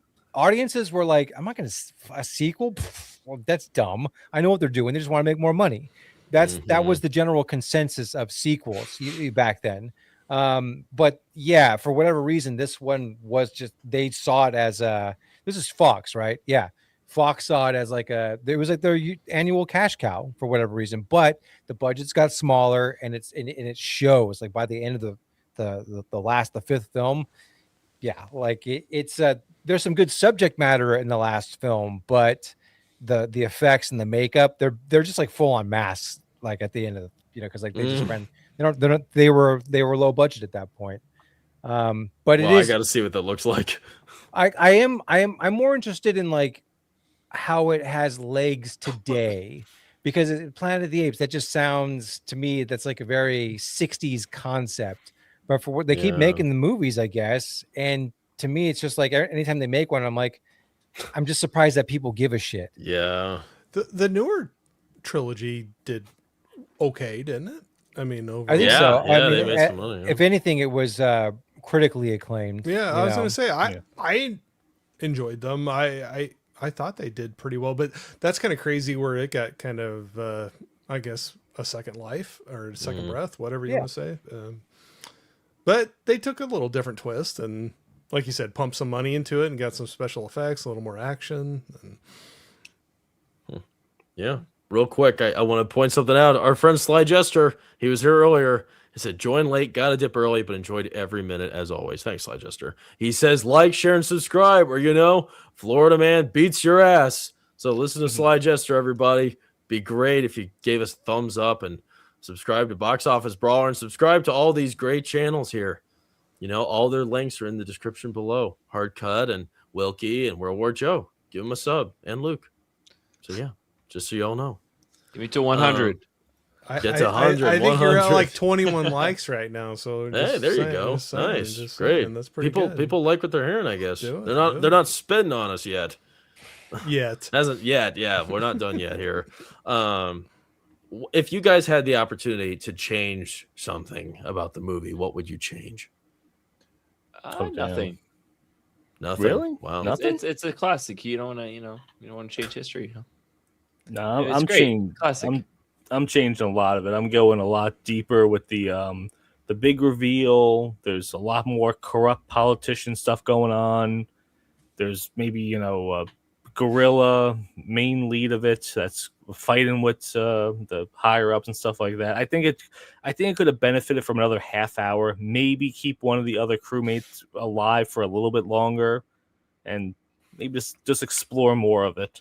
Sounds like Joe wants the Netflix series. Yeah, just a mini series, Yes. maybe. Give me just a little bit more of what we could have gotten. No more shows. I can't do it. Mini series, Stop. not 8 seasons of it. No, Just give me, no shows, 4 no episodes, miniseries. just I'm like sick of these Chernobyl. Just give stupid me a few of them. series. Chernobyl was great. Chernobyl was the exception. That Let was me great. really I thought quickly it with was good. Chernobyl. I Yeah. am so It was out of the great. loop that I just watched it recently. I thought it came out this year. It came out like 7 years ago. I had no idea. It It's some good seems shit, really though, huh? modern. It's good. No, Yeah. it's fantastic. it's It's all, great. good. but it's all over my feed of the shorts of it. I Oh, it's had good. no idea. Prox No, File, it's he says better prosthetics to improve the kiss scene for Brawler. Well, I mean, that's just, Yes. again, a product of its time. So like all the things that I would change, it's just it's all because of like that it was made in 65 or whatever, so you can't really fault it for that. The one thing I don't know if I got frustrated again watching this one was how many times he was like aggressively grabbing and trying to, and he was getting beat up when he was just trying to write a note. He could have just looked at her and went like, Yeah, That- right. that yeah, what you have? literally. Yeah. Check. can you check, give me please. that? Can you give me that, please? And he was like aggressively grabbing her and he'd get beat up and then get his neck. Yeah, that was mangled weird. again. And I was like, if he would have made the motion of like, hey, look at that you got there. I want to Yeah. write. I guess he's something," distressed. One I thing know, he's I very know, distressed. but there was like one thing I was frustrated with, but I would have changed that. But the story would have probably moved along too fast at that point. So I think Matt, do we see more of Charlton Heston? Is he in the sequels? Yeah, Or he is- pops up like at the end, I think, of the second one. Okay, so is he with Nova still? And No, I don't remember. Nova's in the second one, but I don't. It's weird. I can't remember exactly. It's been so long since I've seen them, and I'm not the authority on this series whatsoever. But yeah, he does come in at the end of the second one, I believe. And I don't know what. There's like a new guy in the second one who looks a lot like him, and he's like with Nova, I think, Okay. if I remember correctly. she traded up. Yeah, He's traded up. That's right. Nice. closer to her age. I wouldn't you know? change. I wouldn't change too much. I think for me, I would like there to be more action. I love those.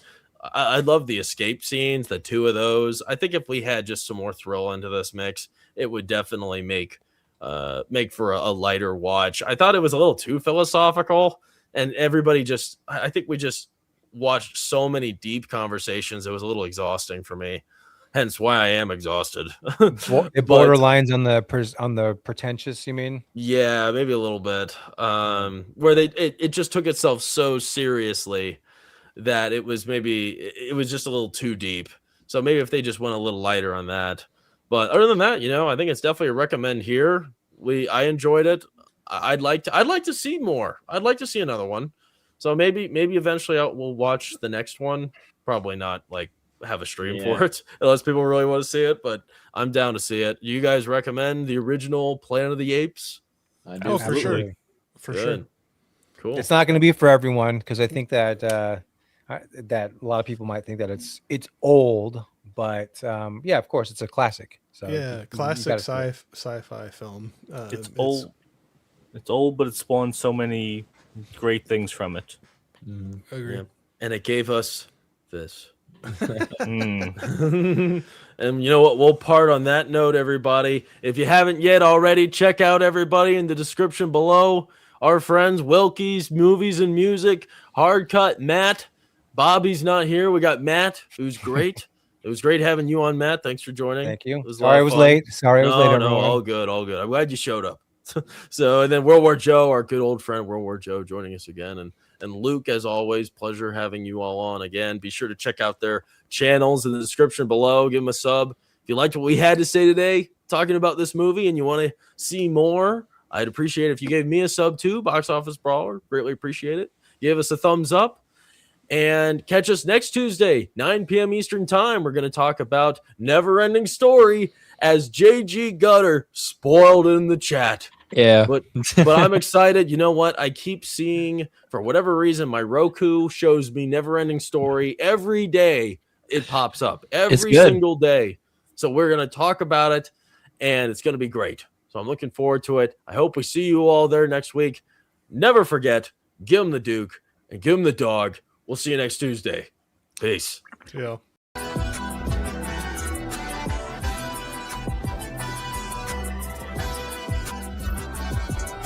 What kind of person are you? Are you the kind that sees signs, sees miracles? Or do you believe that people just get lucky?